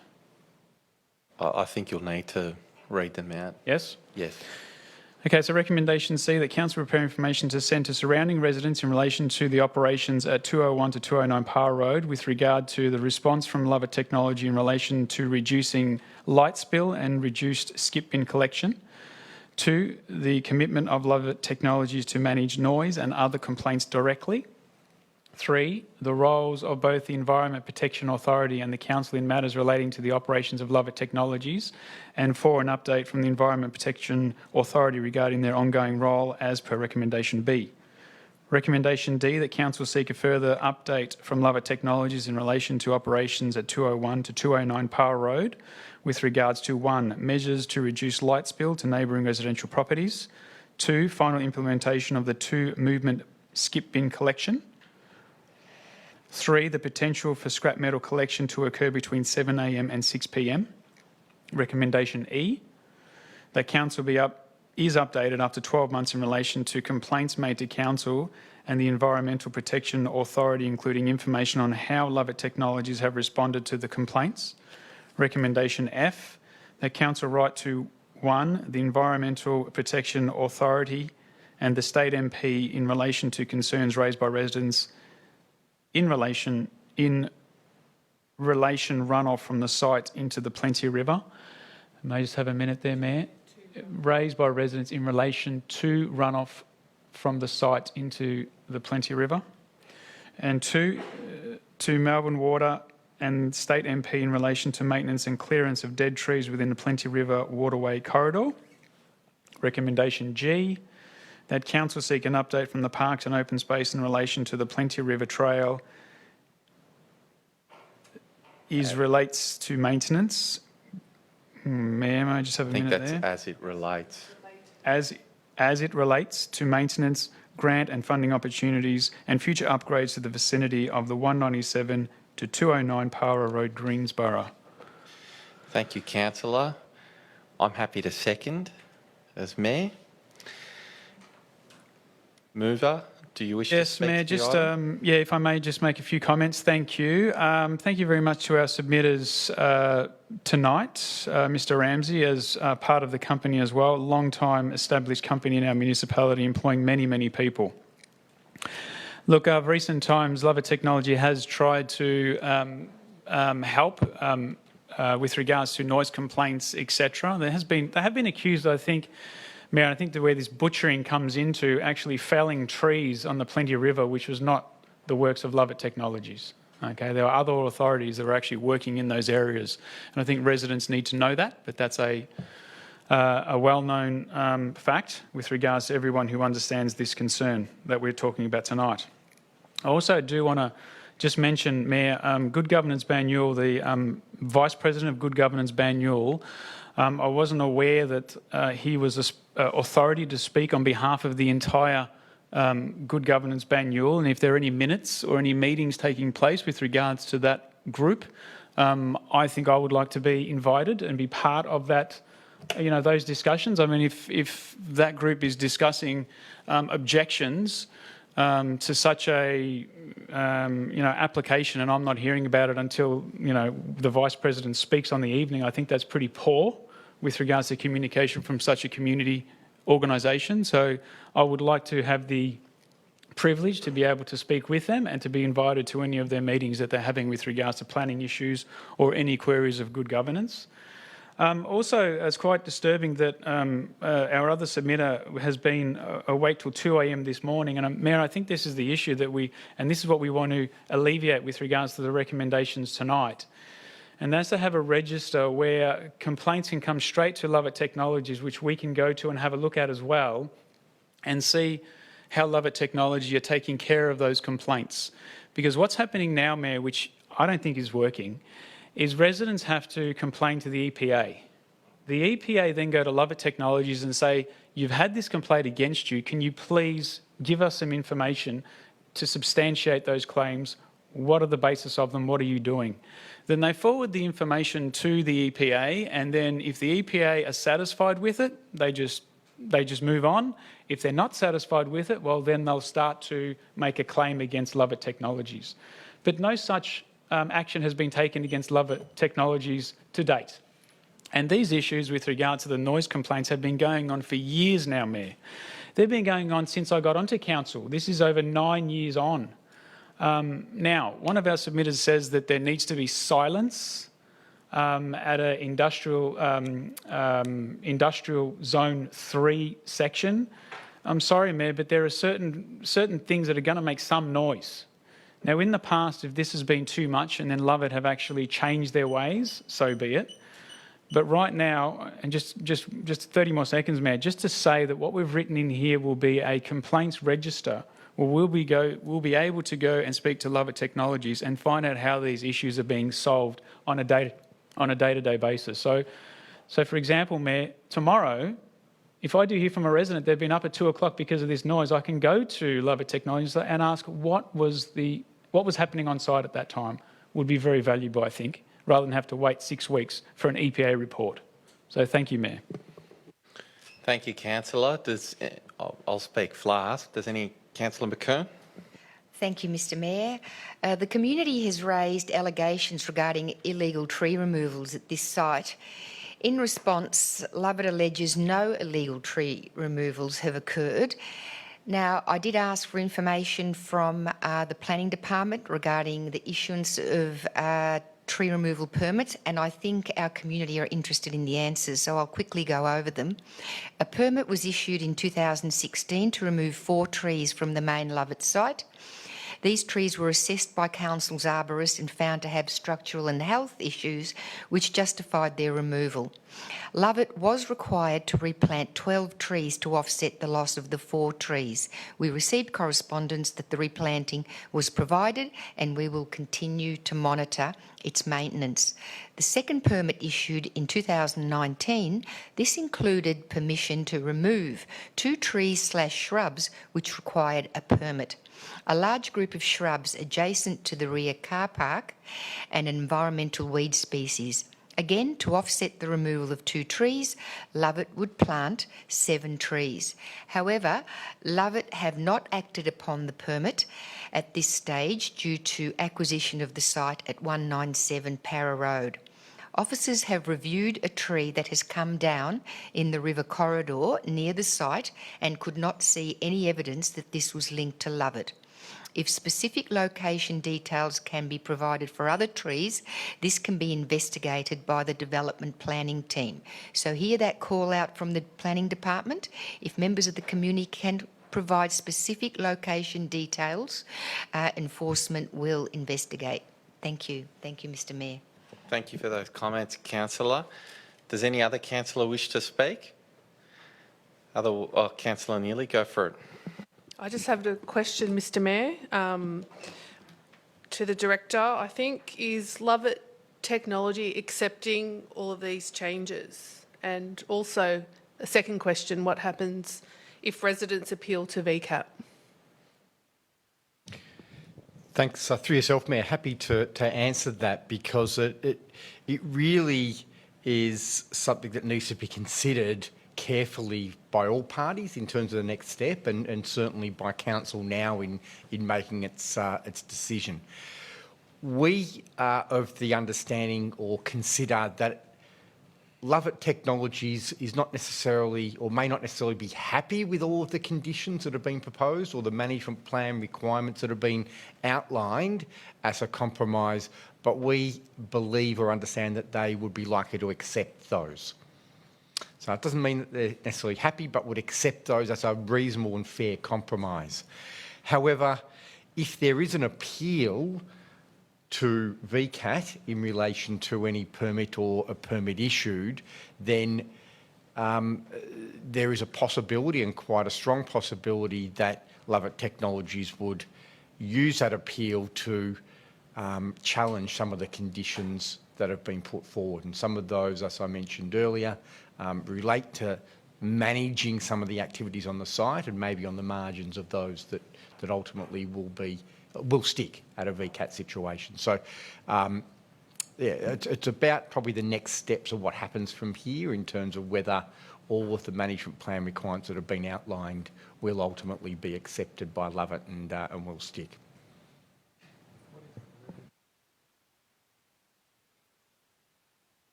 Councillor Neal or Councillor Di Pasquale?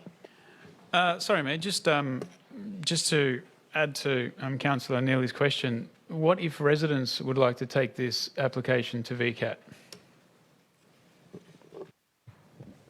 Thanks, Mayor. That's right. Residents can take this matter to VCAT and can challenge the issuing of a permit or the notice of decision to grant a permit if Council chooses to go with the recommendation that's before you. So there is a possibility that residents may be successful in that and a permit ultimately doesn't issue. So that is a very real scenario, and it's probably in that scenario, if residents do take the matter to VCAT, that I'm suggesting that, or speculating that there may be a decision by Lovett Technologies, once they're dragged to a VCAT situation, may choose to challenge some of the conditions that they would have otherwise accepted. So I suppose once you're there and once you're in that situation, there's no harm in having a go at the things that you might not necessarily be 100% happy with, but would otherwise accept if you weren't in that position. So it is sort of speculation around what might happen or where things might evolve to. But all parties have rights in this matter if a notice of decision is issued. Thank you, Director. Councillor Castaldo. I think Aleta McKeon's identified a few things of concern to me, but in the amendment there was an element that said the development permit by this must not be commenced until the satisfactory detailed landscape plan is submitted to the approved by the responsible authority. Can a development officer please provide some information on who that responsible authority is, and how do we have confidence that a planting will be implemented that's considerable to screen that site off? Again, through yourself, Mayor, the standard process in relation to development permits where there is a landscape plan requirement is that the final plans are not endorsed or stamped until the landscape plan has been reviewed by council officers and in many situations referred to a landscape architect for comment and input. So a final landscape plan needs to be approved before the development plans are approved. So the project can't proceed until all that's in place. Once the project is complete, an inspection is usually undertaken to make sure that the planting has occurred. Further question, who is the responsible authority on the rear of this property? Yes, thanks again. To clarify that, council is the responsible planning authority. And one final question is, what is the consequence if they do not follow through with the required planting, as it may be suggested that they haven't followed through with the planting in the past? Again, through yourself, Mayor, that comes down to actions from the planning department. There are a couple of courses of action. One would be to issue planning infringements. A second would be to pursue the matter at the Magistrates Court, and or a third would be to pursue an order at VCAT to ensure compliance. But ideally, the planting is undertaken, and our first course of action would be to request any changes or improvements if it hasn't been fully satisfied to council's satisfaction. That's all I need to know. But on the provision that our council enforces the planting and ensures it is there to the requirements of the landscape plan that our council deems suitable, I'm supportive of this. Thank you, Councillor. Does any other Councillor Champion? Thank you, Mayor. I've created some things to say based on the very inspiring comments of our speakers. Thank you very much for speaking this evening. I did hear one of our speakers commented that this was quite exhausting. You're absolutely right. There is a lot of minutiae here that does not actually relate to the recommendation in the first place. This is why it's exhausting. While I'm prepared to support essentially all the work that has been done by the Mayor and our officers and Councillor Mark as well to create the possibility of a harmonious living environment and working environment, points D2 through to D12 are actually the minutiae of the functioning or the activities of the operations of a business, of a private business.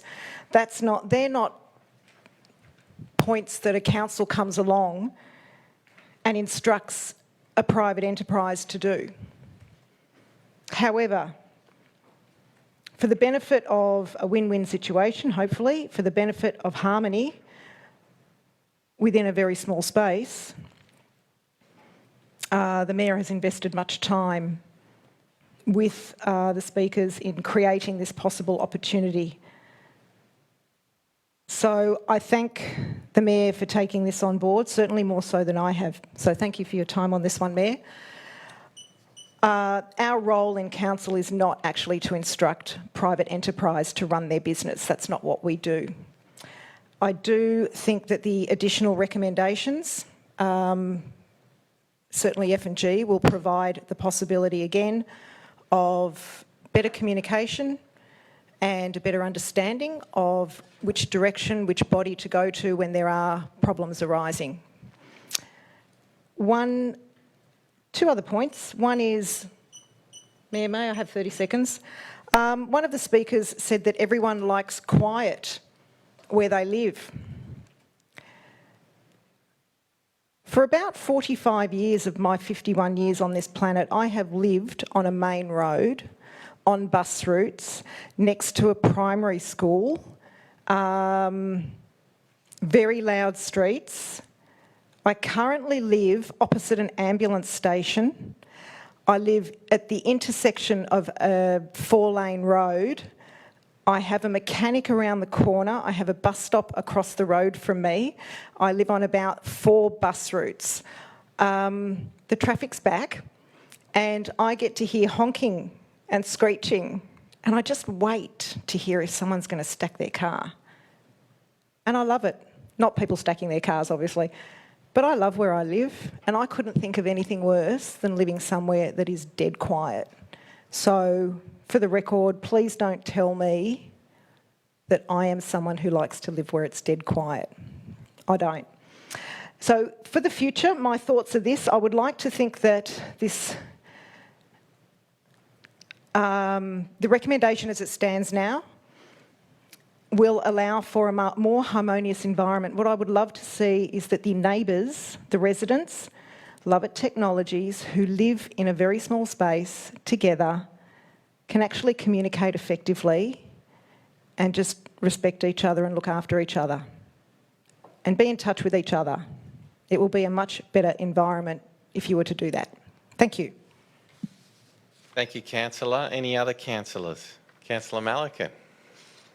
I'll just add a few words here.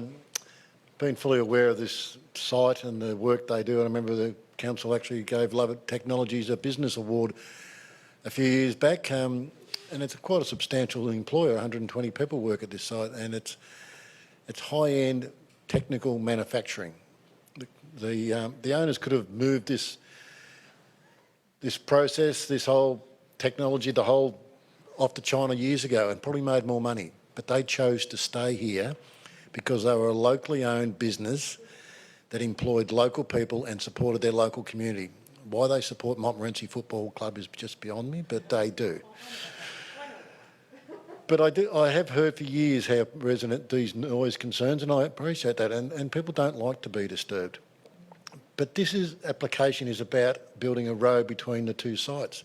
And yet, if you look at some of these recommendations, it'll actually fix some of the existing problems on the site that could just continue as it is now. And it's also putting in processes so that complaints can be recorded and addressed. And I thank Lovett Technology for their willingness to change some of their business practices on their existing site, which they didn't have to do. And they are included in this as well. So hopefully, with all these changes, that will make Lovett Technology, enable them to do what they want to do, but it'll also improve the environment for the residents. So I'll support this tonight because it goes much further than just the original permit. It actually improves the whole site, and hopefully the amenity of the local area will improve as well, and the quality of the creek will improve. So I'm happy to support this tonight. Thank you, Deputy Mayor. I'll just, being no other speakers, and I know that the mover would like to sum up, I'll just very quickly point out that, look, from when I got involved with emails and phone calls on being elected, we've responded and listened as a council. We undertook a consultation meeting with Lovett Technologies and resident representatives. We've called the item into council. We heard the concerns. I then workshopped with officers, asked them specifically to tabulate each of those concerns and work with the council to draft an alternative recommendation and show me how each of those concerns were ticked off in the alternative recommendation.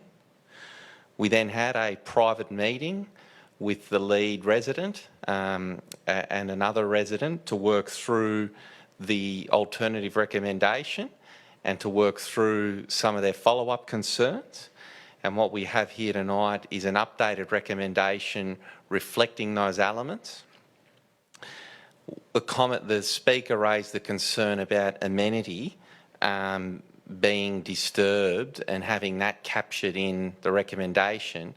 As I pointed out, though, the planning, a recommendation from council has to specify things that are very clearly measurable and definitive. And as Councillor Champion pointed out, we've included a whole range of elements now that impact or on the business operations of Lovett that go to improving the amenity of the local residents. So while we can't reflect a subjective aspiration in the recommendation, we've been able to include a number of objective elements that will get to that outcome. We understand that Lovett is supportive of these recommendations that go above and beyond what would be required, and that's a reflection of the fact that they are looking to be a good corporate citizen in partnership with the council and local residents. And finally, as part of our recommendation, we will have a follow-up report in 12 months. So we're not just wrapping it up here tonight, wash our hands, see you later. We're actually bringing this back again to council to check in on how everything's going. So certainly from my perspective, I feel we've done very good due process. We've listened, acted and responded with the residents. We've workshopped an outcome that is reasonable for a very successful business that employs 120 people, many local. And I think what we've come up with an outcome or resolution that I'm very supportive to recommend to the councillor group. So with that, I understand Councillor Di Pasquale would like to sum up. Thank you, Mayor. Yes, very well spoken and a great summary with regards to what's happening. To add to that, I think in the future, if anyone is staying awake until 2 a.m, or I think there was an email that went around last night that 4 a.m. there was noise, contact me, I'll contact the Mayor and we'll be investigating the very next day. So that's the mechanisms we actually have. But also, Mayor, I do want to just go back to the community consultation that we did have in this very room when members of the community came in and the Board of Management, members of Lovett Technology came into the room as well.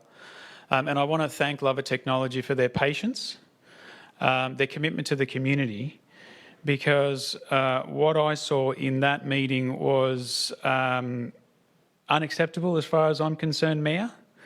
It was said by members of the community that Lovett Technology had sold out to a multinational company, and yet we have the owner as board of director and one of the sons of the founders of the company telling us, no, it's still a family business, we still own it totally, etc. We also then had community members saying that they were cutting down trees, etc. on Plenty River, using terms which I don't want to actually use or re-say again. And they were untruths as well, Mayor. So there needs to be a time where members of the community need to put forward their opinions, but they also need to be respectful with regards to what their accusations they're coming forward with. I can only say sorry to the Board of Management with regards to Lovett Technology that they had to accept or they had to cop that type of vocabulary. If my company was accused of being sold out and it's a family company for years and years and years, I would take offence to that, because they have been supporting this community, many clubs, for many, many, many years. And if everyone in the community doesn't know that they've been a backbone of our community, what more can a company do to support a community like ours? So I know they've been happy to work with us and residents. We'll be working more closely in the future. That's all I wanted to say, Mayor, that it will work in the future. Thank you. Thank you very much, Councillor. I'll now put that motion, that recommendation in motion. All those in favour? And those against? I declare that carried. And I'll now also call for a recess of 5 minutes in order for Council to comply with the COVID-19 restrictions regarding meetings. We'll reconvene at 9:15 p.m. Thank you.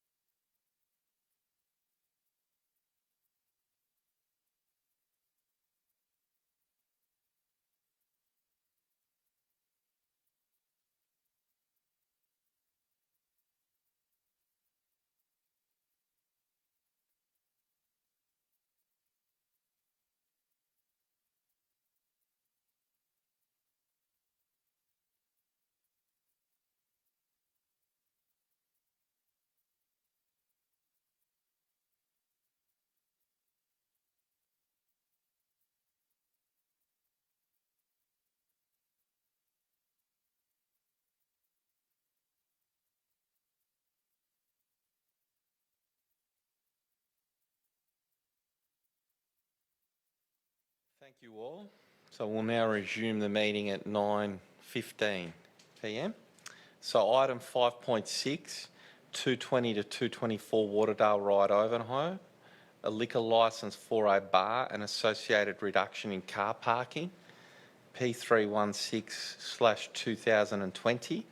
We have 4 speakers, Sebastian Tope, Wendy Joan Cornish, Mitchell Ahir and Frank Fan. A pre-recorded video will now play and written statements will then be read by the Director of Community Programs, Kath Brackett, and the Director of Assets and City Services, Jeff Glynn.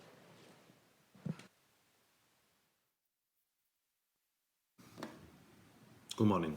I go straight to the point, so I do it within the 2 minutes. Thanks for letting me share my opinions. There are other bars in the area, so there is no need for another bar here. The benefit to a few is not enough to overcome the damage to our quality of life to the local neighbors here. It's not going to benefit the local shops. Here they are very busy. Whenever they are open, they are full. That also means that they are taking the parking space. There are other bars in the main shopping strip, so there is no need to have another one here. It's not a chemist that you need to have every 5,000 residents. It was their plan all along to have a bar.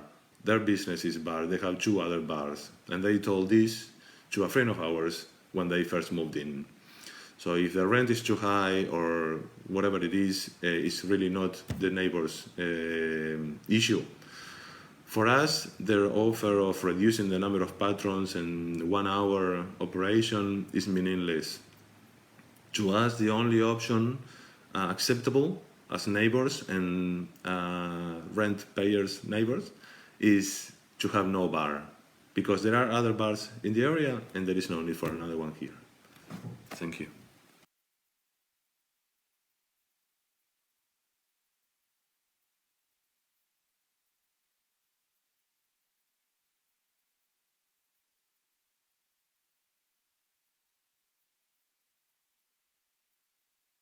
This property is in close proximity to residential areas and could cause disruption and unwelcome behaviour when patrons of the bar leave the premises at night. The additional car parking would also cause a problem, as there is inadequate parks for the number of patrons proposed. It would also disrupt the current businesses in the small shopping strip.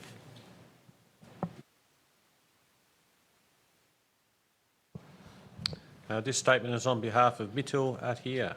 Dear Sir, Madam, we would like to make the Council aware of the support letters and signatures we have received from the business owners of Waterdale Road Shopping Centre and local residents supporting our proposal. These documents have been forwarded to the Council via an email. This is a statement reading on behalf of Frank Fan. Based on the report shared with the Council before, every 3rd person in our community drinks alcohol at a risky level, and every 4th person does this regularly. Belfield Community Hub at 230 Banksia Street. Belfield is only 1 kilometre away from this venue. We wonder if having a wine bar so close to possible vulnerable members of the community would be a wise decision. Local government plays an important role in preventing and minimising alcohol-related harm. Our family lives just opposite of the venue 24/7. As a father of 2 young children, I'm very worried about potential security risks and the negativity impact to the well-being of our family.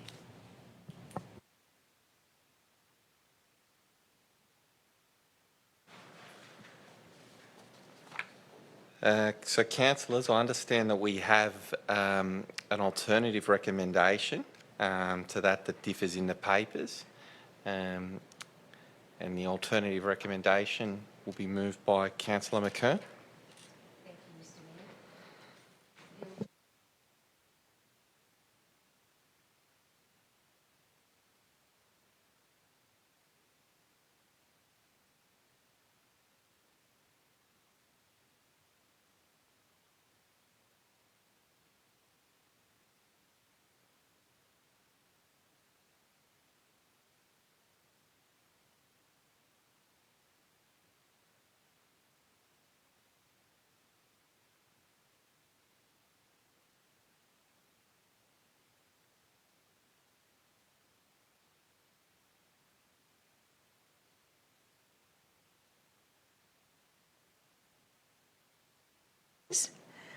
Thank you.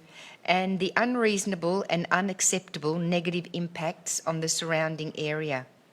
2, pursuant to clause 52.27, the proposed licence will cause unreasonable and unacceptable impacts on the amenity of the adjacent uses and the surrounding area with regard to hours of operation, behaviour of patrons, waste management and noise emissions.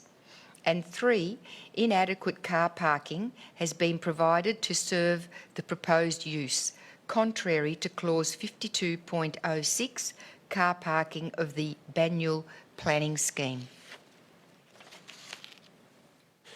Thank you, Councillor. So just from a process perspective, that's an alternative recommendation. If there's a seconder and that recommendation is adopted, then that will be the position of the council.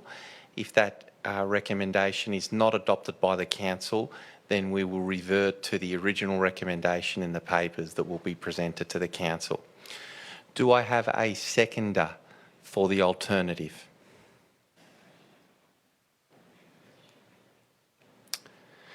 That recommendation will lapse for want of a seconder. We will now revert to the substantive recommendation. Do I have a mover?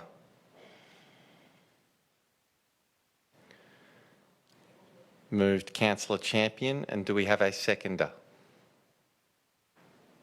I will move as Mayor. I will second as Mayor. Councillor Champion, do you wish to speak to the recommendation in the papers? Thank you. Thanks, Mayor. Look, I actually wasn't originally going to speak, but again, our speakers this evening have inspired me, so thank you very much for doing that.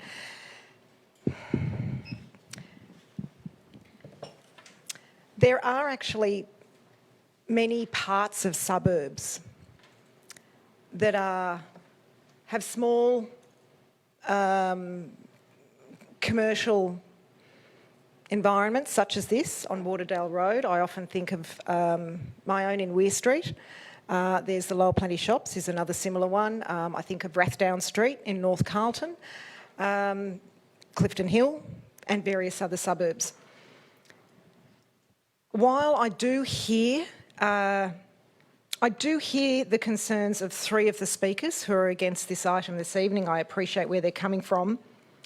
It does come back to the management. It is the responsibility of not only the licensee, but really patrons as well, guests. I call them guests, coming from the hospitality sector myself. It is everybody's responsibility to function effectively in an environment. Now, in this space, we do have alcohol in the mix, no pun intended, and everyone is actually responsible for consuming alcohol responsibly, themselves making choices as well as management and the licensee ensuring that their guests follow the RSA or responsible service of alcohol processes. There is always going to be an argument about security risks and the negative impact and well-being of one's family relating to alcohol. Now, my boys are 14 and 17. They drink. Really simply, they drink. They don't drink excessively. They're allowed to drink. They drink with a meal. They've been trained because I have enough knowledge, their father has enough knowledge, there are people in their lives who have enough knowledge and respect of alcohol to show them how to consume it and to teach them things about the alcohol that they are consuming. A glass of wine here, beer there, what's the difference, what's the alcohol content, and so on and so forth. They are growing up with an understanding of what alcohol not only tastes like, but how it should also be consumed, and what it can do, maybe, if they drink too much. And also the age of permission, legal permission. It's simply training, and it's not hard. You just have a little bit of knowledge and you share it. This enterprise is actually going to improve the economy in the area. According to this, we do have support, or the establishment does have support from the local shops. One of those local shops is actually a member of my BNI chapter, and I support him, and there are a lot of people who support him as well. So we understand those shops very well. So for me tonight, I was a little bit fence-sitty, but now I kind of have thought about it a lot more, and I can appreciate that this actually will bring a contribution to the economy, so long as everybody using it does make responsible choices. Thanks, Mayor. Thank you, Councillor. Does any other councillor wish to speak? Councillor McKern? In coming to a decision on this application, I communicated with residents, council staff, fellow councillors, the applicant, and also a number of traders in the Waterdale Road shopping strip. As a regular to the shopping strip, I know the area well. I also run a small business, and I know the importance of having good customer relations and being able to operate as you feel your business should be able to operate.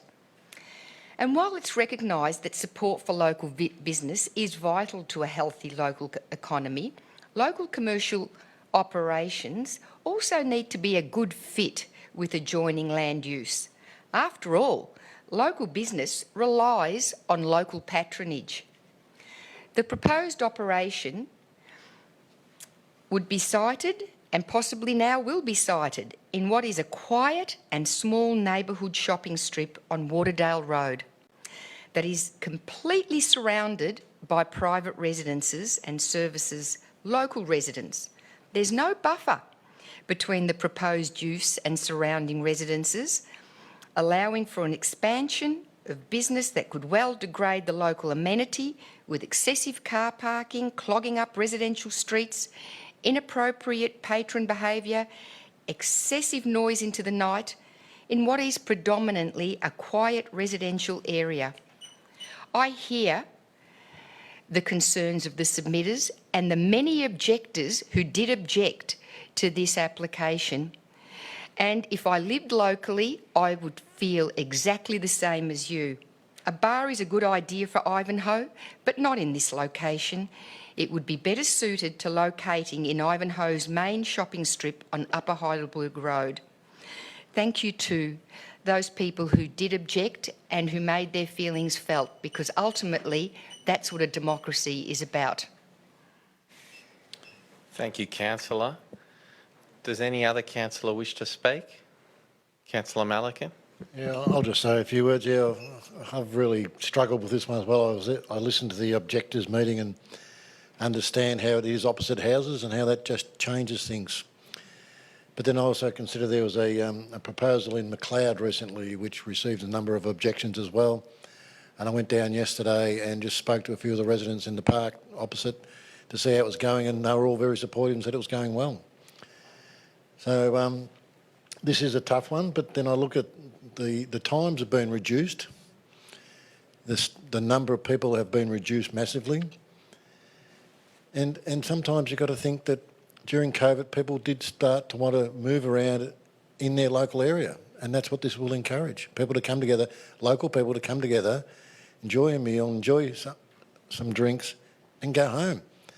And this idea of car parking, well, you imagine this will serve the local people. People will walk to this venue.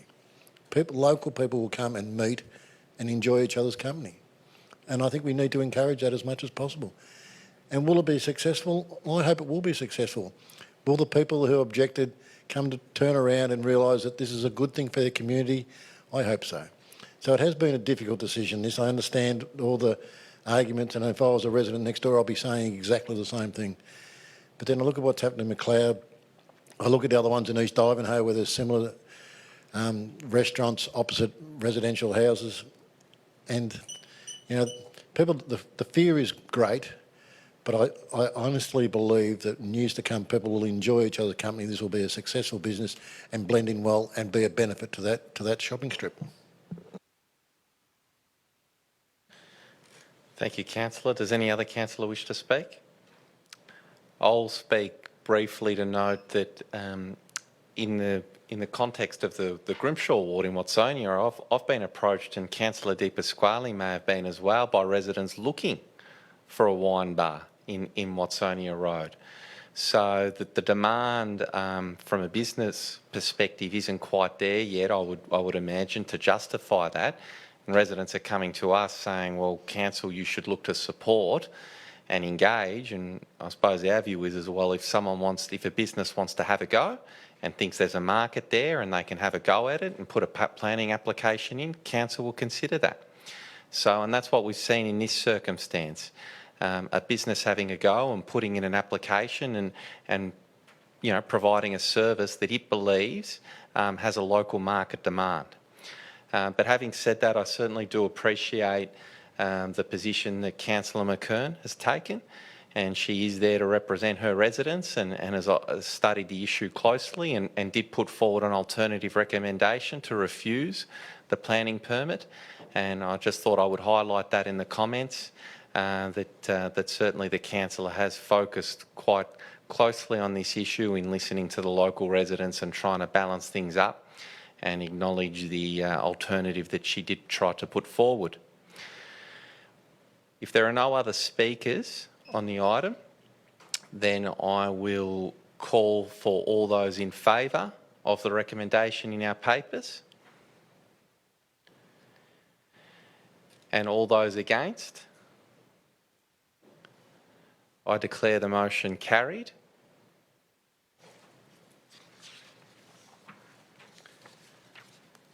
Item 6.1, state government funding applications for sport and leisure. We don't have any speakers. I understand there is a recommendation in the papers that differs slightly to those in the papers, and I'll point that out just on 1B. The grant request for the Darebin Creek Trail Stage 3 and 5 is for $597,000 and the council contribution is $597,000. Do I have a mover? Councillor Dimaralis, and seconded Councillor Malikan. Councillor. Thank you, Mayor. This is an excellent accomplishment for council with more state money coming into Banyule. Olympic master plan is going to be now pushed forward with stage 3 and 4 happening, and a $5 million grant has come through, with council contributing $2.5 million to that project, which allows for more soccer pitches, cricket pitch, acrylic futsal basketball area, more social space, an accomplishment for the Aboriginal community there with Barbany Beak completion. There's also going to be, with the Darebin Creek Trail, new and improved concrete trail, especially there along the river. Looking forward to stage 4 getting completed after this, maybe next year or the year after. We're going to be really looking, as part of Banyule 2041, it's the safer walking and riding and a more pleasurable environment for people. And this really gets us there. Congratulations to council officers for taking up the request from state government to go for this funding, because we did miss out the first time that we did do, and achieved it on a fast track, achieved something on a consultation basis with the state government. There was a lot of discussion to see where we went wrong in the first place to get the funding, and that's obviously been taken on board by council officers and achieved an excellent result. So congratulations to all and to Banyule, because this is an excellent project. Thank you. Thank you, Councillor. Councillor Malikan. Any other councillor? I'll put the motion. All those in favour? And those against? I declare that carried. Item 7.1, complaints handling policy. And we have a recommendation on our paper, a recommendation before us that is slightly different to that in the papers. And I would like to note that the amendment is that council is to adopt the Banyule customer complaint management policy. Do I have a mover? Moved Councillor Dimaralis and seconded Councillor Champion. Councillor, do you wish to speak? Councillor Champion and Councillor Di Pasquale. Thank you, Mayor. Yes, I do want to just mention that council officers and staff all did come together a little bit of time ago, a couple of years ago I think it is, and came up with a customer service promise. I think it's the only council in Victoria I've heard of that has actually come up with some, sort of a promise on behalf of their customers. this being a service industry. So, and in that they, they made certain declarations of how they would treat customers, when they came in, those good customers, those not so good customers, and it really did lift the whole organisation. I remember that. It was quite pivotal. It was really good. They were very proud, and I hope the community is proud as well, and I hope they've been seeing the benefits, that when they do complain about something or they do make a request, it is dealt with appropriately. Thank you, Mayor. Thank you, Councillor. Councillor Mitsinakos, I thought I might have seen your hand go up. No. Any other councillor wish to speak? No? All put the motion forward. All those in favour? And those against? I declare it carried. Next item of business is agenda item 7.2, our quarterly financial management report for the period ended 31st of December 2020. We have one speaker, Kevin Biagini, and a written statement will now be read by the Director of City Development, Scott Walker. Thank you, Scott. Thanks, Mayor. On behalf of Kevin Biagini, on page 109, financial statements, table 4, balance sheet, leading to non-current assets, and third from the bottom, investment property at December 31/2020, the sum of 33.034 million is shown. I feel that any of the ratepayers should be allowed to ask Council that the properties held by Council as investment properties should be identified. Council should list the investment properties for the interest of the ratepayers, pointing out the properties by name and book value. Thank you for those comments. Do we have any questions? Councillor Di Pasquale. Mayor, if I may ask a question. Where would a resident such as myself, through you, Mayor, the appropriate officer, where would I be able to get a list of investment properties that Council owns on behalf of the community, being community properties? Thank you, Mayor. Director. Thanks, Mayor. I'm happy just to briefly comment. There is not a published list of investment properties that the Council holds. There are a variety of properties held for different purposes, and in fact, properties can move between categories because they change in status.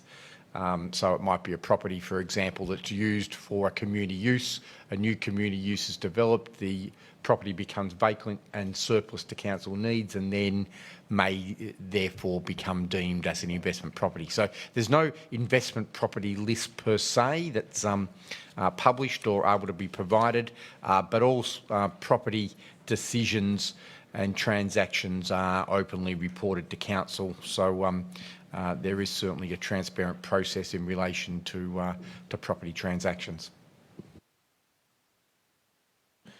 Thank you, Director. Do we have any councillor? Sorry, man. Another question too. I'm just in the report we see a COVID-19, the economic impact, I suppose, Mayor, of COVID-19 at 0.901 million. Look, I think we did have a 10.5 million COVID-19 support package, and we have that. That number seems a bit too low for me with regards to the impacts that COVID-19 have had on our community over the last 12 months plus. Could we have a little bit more clarification of that, please, Mayor? Yeah, through you, Mayor, just in terms of clarification around that particular statement in the report, that's in relation to the extended restrictions from the COVID lockdown last year. Council had budgeted for a deficit for this financial year, including funding that $10.5 million support package. Because the restrictions went longer than we anticipated and what we budgeted for, in addition to the deficit, there's an additional $1 million worth of costs or foregone income that Council have incurred as part of that extended lockdown in stage 4. Thank you, Mayor. Thank you, councillor. So I understand we have a motion that slightly differs to that in the papers. If we could bring the motion up. And I believe that the motion is simply to note the quarterly financial management report for the period ended 31st of December 2020. Do I have a councillor to move? Moved Councillor De Pasquale. And a seconder, seconded Councillor De Morales. Councillor De Pasquale, do you wish to speak? No, Mayor, I just would like to move on your behalf because I know how much of an interest you have in the finances of this council and how much time and effort you put into them. So I'm quite happy if you want to speak, you can take my time. Thank you. Thank you, Councillor. Councillor De Morales. Any other councillor wish to speak? I don't really have much to say either. Other than 2 points, I think it was a good question that was raised by the member of our community around what makes up the investment property class, and it is there in the balance sheet, and I think it's a very fair question for a community member to ask what makes up that balance sheet item. So there's a commitment from me as the Mayor to go away and have a chat to our Chief Financial Officer and see what information we can provide back to the resident on that. Good question, and I certainly appreciate it. The second point I'd like to note is that today I received very good feedback from a distinguished member of our community on the quality of the financial report, and I've relayed that feedback to the Director, and he was grateful for it. The directors and the officers certainly have done a lot of work in recent years to lift the quality of the reporting back to this council and to the community, and I think it is worth highlighting that that's not going unnoticed by the community. So thank you, Mark, and thank you to your team. I will now put the motion forward. So all those in favour? And those against? I declare that carried. Item 7.3, the award of contract number MAV ST 2092, provision of trucks and specialised bodies.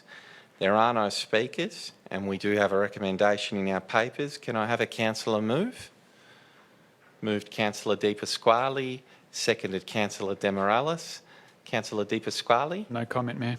Councillor? Does any other councillor wish to speak? Councillor Malikan.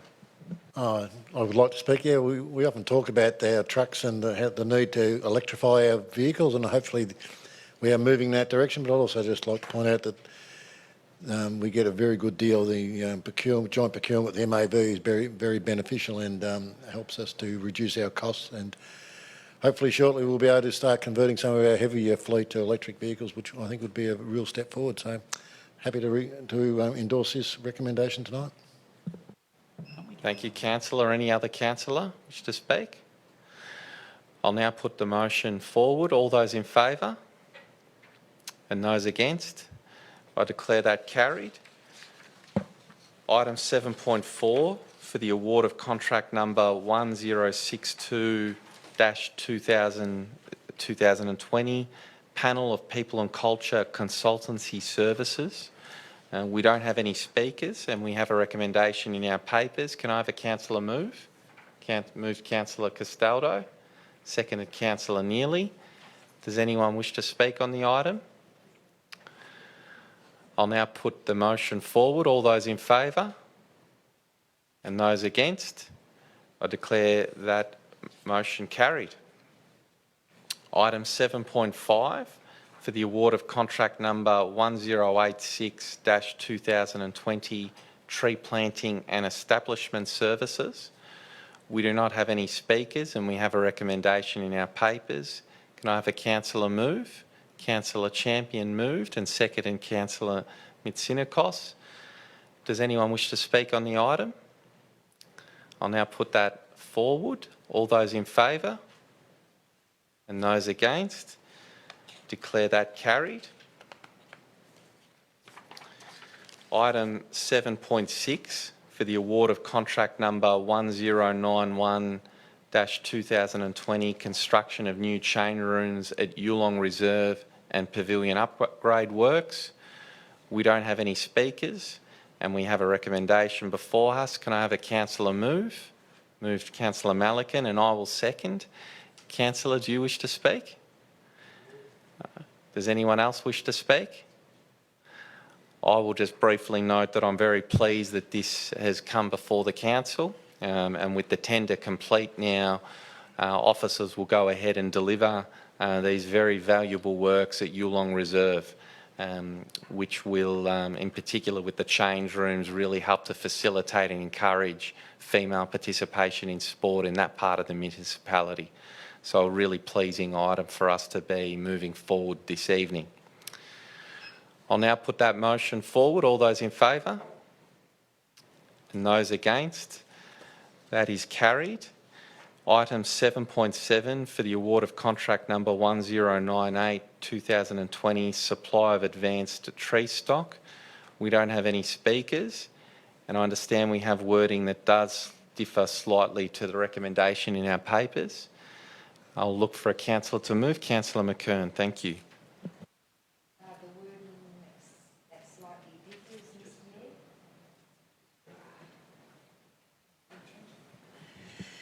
Sorry, the wording that slightly differs, Mr Mayor, is point 4, an additional point that receives a briefing on the rationale on the type of tree stock purchased for our street tree planting program. Councillor, I'm just advised that I think in our pre-briefing discussion we might have removed that item. No? I think it's still worthwhile having that briefing session for the benefit of all councillors. Well, that's moved by Councillor McKern, and that's seconded by Councillor Castaldo. Does anyone wish to speak on the item? Councillor Castaldo? Yeah, look, that amendment is there to just provide a little bit more information and understanding for councillors and others that may be interested in the planting strategy, or the planting type that goes into Banyule, and I'm fully supportive of that. We go through a number of discussions before a meeting, and this was raised at one of those discussions, and I fully support that. Thank you, Councillor. Does any other councillor wish to speak? Councillor Champion? Thank you, Mayor. I wasn't going to, but I will speak briefly on point number 4 that's been introduced this evening. It's actually relevant in my ward. I do receive feedback, comments from my residents about the type of tree that we're planting. Is it appropriate in the space that it's planted? Is it, suitable in the size of the nature strip that it's been planted, so on and so forth? There are trees that have been planted in the last 40, 50, 60 years that have shown that they actually aren't planted in the best place. So this point number 4 actually, look, it can come across as, the officers justifying why they chose the stock they chose. But for someone like myself, it's actually a very educational opportunity to understand why the types of trees are chosen for the benefit of having a conversation with a resident. So I will certainly support this recommendation this evening. Thank you, Councillor. Does any other councillor wish to speak? I'm supportive of the addition as well. I'll now put the motion forward. All those in favour? And those against? That is carried. Item 7.8, record of councillor meetings. We don't have any speakers and we have our recommendation before us. Can I have a councillor to move? Councillor Malikan, and seconded Councillor Mitsinikos. Does anyone wish to speak on the item? I'll now put the motion forward. All those in favour? And those against? That is carried. And there are no sealing of documents to be considered this evening and no notices of motion. And we now have several general business items. The first of which we have 2 from Councillor Alison Champion, if you may. Thank you, Mayor. Item 10.1, LXRP and Fitzsimons Lane advocacy. The Mayor, Councillor Rick Garottian, and myself, Councillor Alison Champion, raised an item of general business relating to Council's advocacy in relation to works at Fitzsimons Road and Main Road intersections. Over recent weeks, Council was able to secure a briefing from both Major Road Projects Victoria and level crossing removal project in relation to the Fitzsimons Road and Main Road intersection works and the Hurst Bridge Line upgrade stage 2 respectively. This followed advocacy regarding concerns with the proposals and lack of community engagement.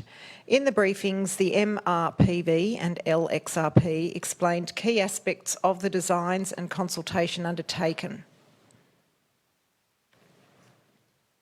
Council has asked some very pertinent questions on behalf of the community and also outlined where there will be continued advocacy to achieve improvements and address key issues. MPRV has commenced works at Fitzsimons Lane and has agreed to supply landscape plans to Banyule Council. LXRP has commenced works at Montmorency train station today and has informally agreed to meet with the Montmorency train station group to work through concerns around the design. Neither LXRP or MPRV have made public any detailed plans of these significant projects.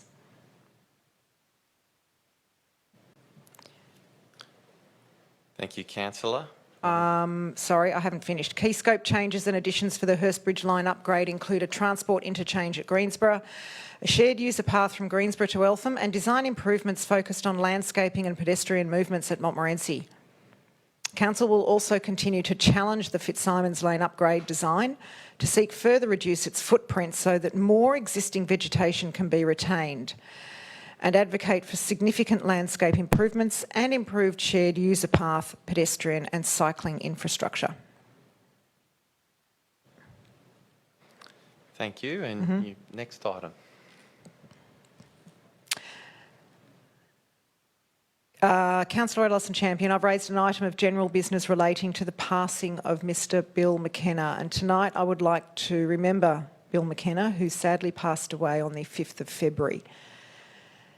Bill's service to the Banyule community was extensive, being involved in both the cricket and the football clubs, and more extensively and lately the Montmorency RSL. Over the past years, Council worked closely with Bill and local schools to produce the 2015 Anzac Centenary Celebration and the 2018 Armistice Centenary Celebration. Both these events were brought to fruition through Bill's ideas and drive. Over 1,000 students and community members came together on these days, and it was evident how proud Bill was. Bill's service to the RSL was justifiably recognised in 2018 when he was bestowed with our highest honour, the Meritorious Service Medal for 30 years of continuous service to our veteran community. Bill's funeral was held on Friday the 12th of February and was recorded due to COVID restrictions. So if you would like to remember Bill, you can view the service online from the links on the Montmorency Eltham RSL Facebook page. Thank you. Thank you for that, Councillor. Councillor Fiona Mitsinikos. Thanks, Mayor. On Sunday, the 31st of January, I attended the Banyule Scouts workshop at the Viewbank Scouts Hall. This engagement session was one of the many opportunities for the Banyule 2041 Shaping Our Future project. The session was organised by Council in partnership with the Banyule Scouts. The Mayor, CEO and a number of councillors and senior staff attended the session and helped to facilitate the workshop discussions that took place, and we all enjoyed a barbecue lunch at the end. Young Scouts from all over Banyule joined in and shared valuable insights on what they love about Banyule and how they would like Banyule to be when they grew up. It was amazing to hear from 80 plus Scouts and their leaders on their aspirations for the future of Banyule. It made me feel very positive about the future possibilities and directions for our city, and also appreciative of all the wonderful assets that we already have. I consider myself very lucky to live within Banyule. On behalf of the Council, I'd like to thank Banyule Scouts and the CEO for providing such a remarkable opportunity to connect and listen to our youth, who are obviously our future leaders. Thank you. Thank you for that, Fiona. Well, Councillor, sorry. Councillor Peter Castaldo, you're up next.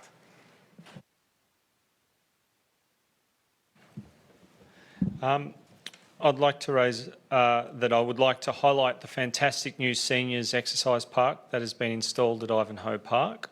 We know that physical activity is important for health and well-being, and exercising outdoors is great for mental and physical health.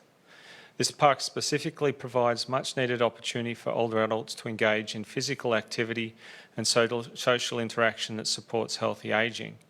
The outdoor exercise space includes several exercise stations specifically designed for older people to improve strength, balance, flexibility and mobility. There is a clear signage instructions along QR codes which can be used to view instructions on participants' mobile phones if they wish. The project has been a partnership between Council, the National Ageing Research Institute and the State Trustees Australia Foundation.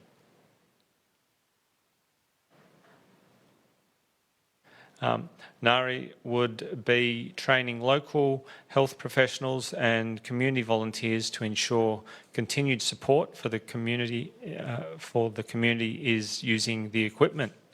It was wonderful to see the project being promoted on Channel 9 News last night, and the story can now also be viewed on Council's Facebook site. As you can see from the news item, the equipment is not only good for healthy ageing, but lots of fun to use as well. The site is expected to be officially launched during Active April, and I would like to encourage our older residents to visit Ivanhoe Park and enjoy all the benefits of this equipment.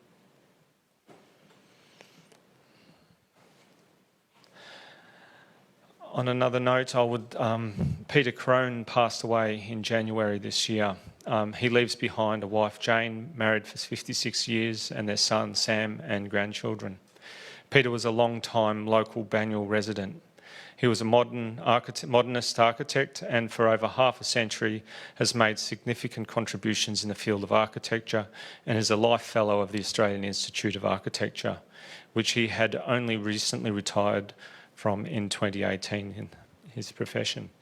He won numerous awards for house designs and school buildings. Peter recently completed meticulous conservation of Harold Desbrowania Chadwick House, which he and his wife Jane lived in and restored over a period of 30 years here in Banyule. This house is an example of his and Jane's dedication to heritage and architecture and has won widespread acclaim.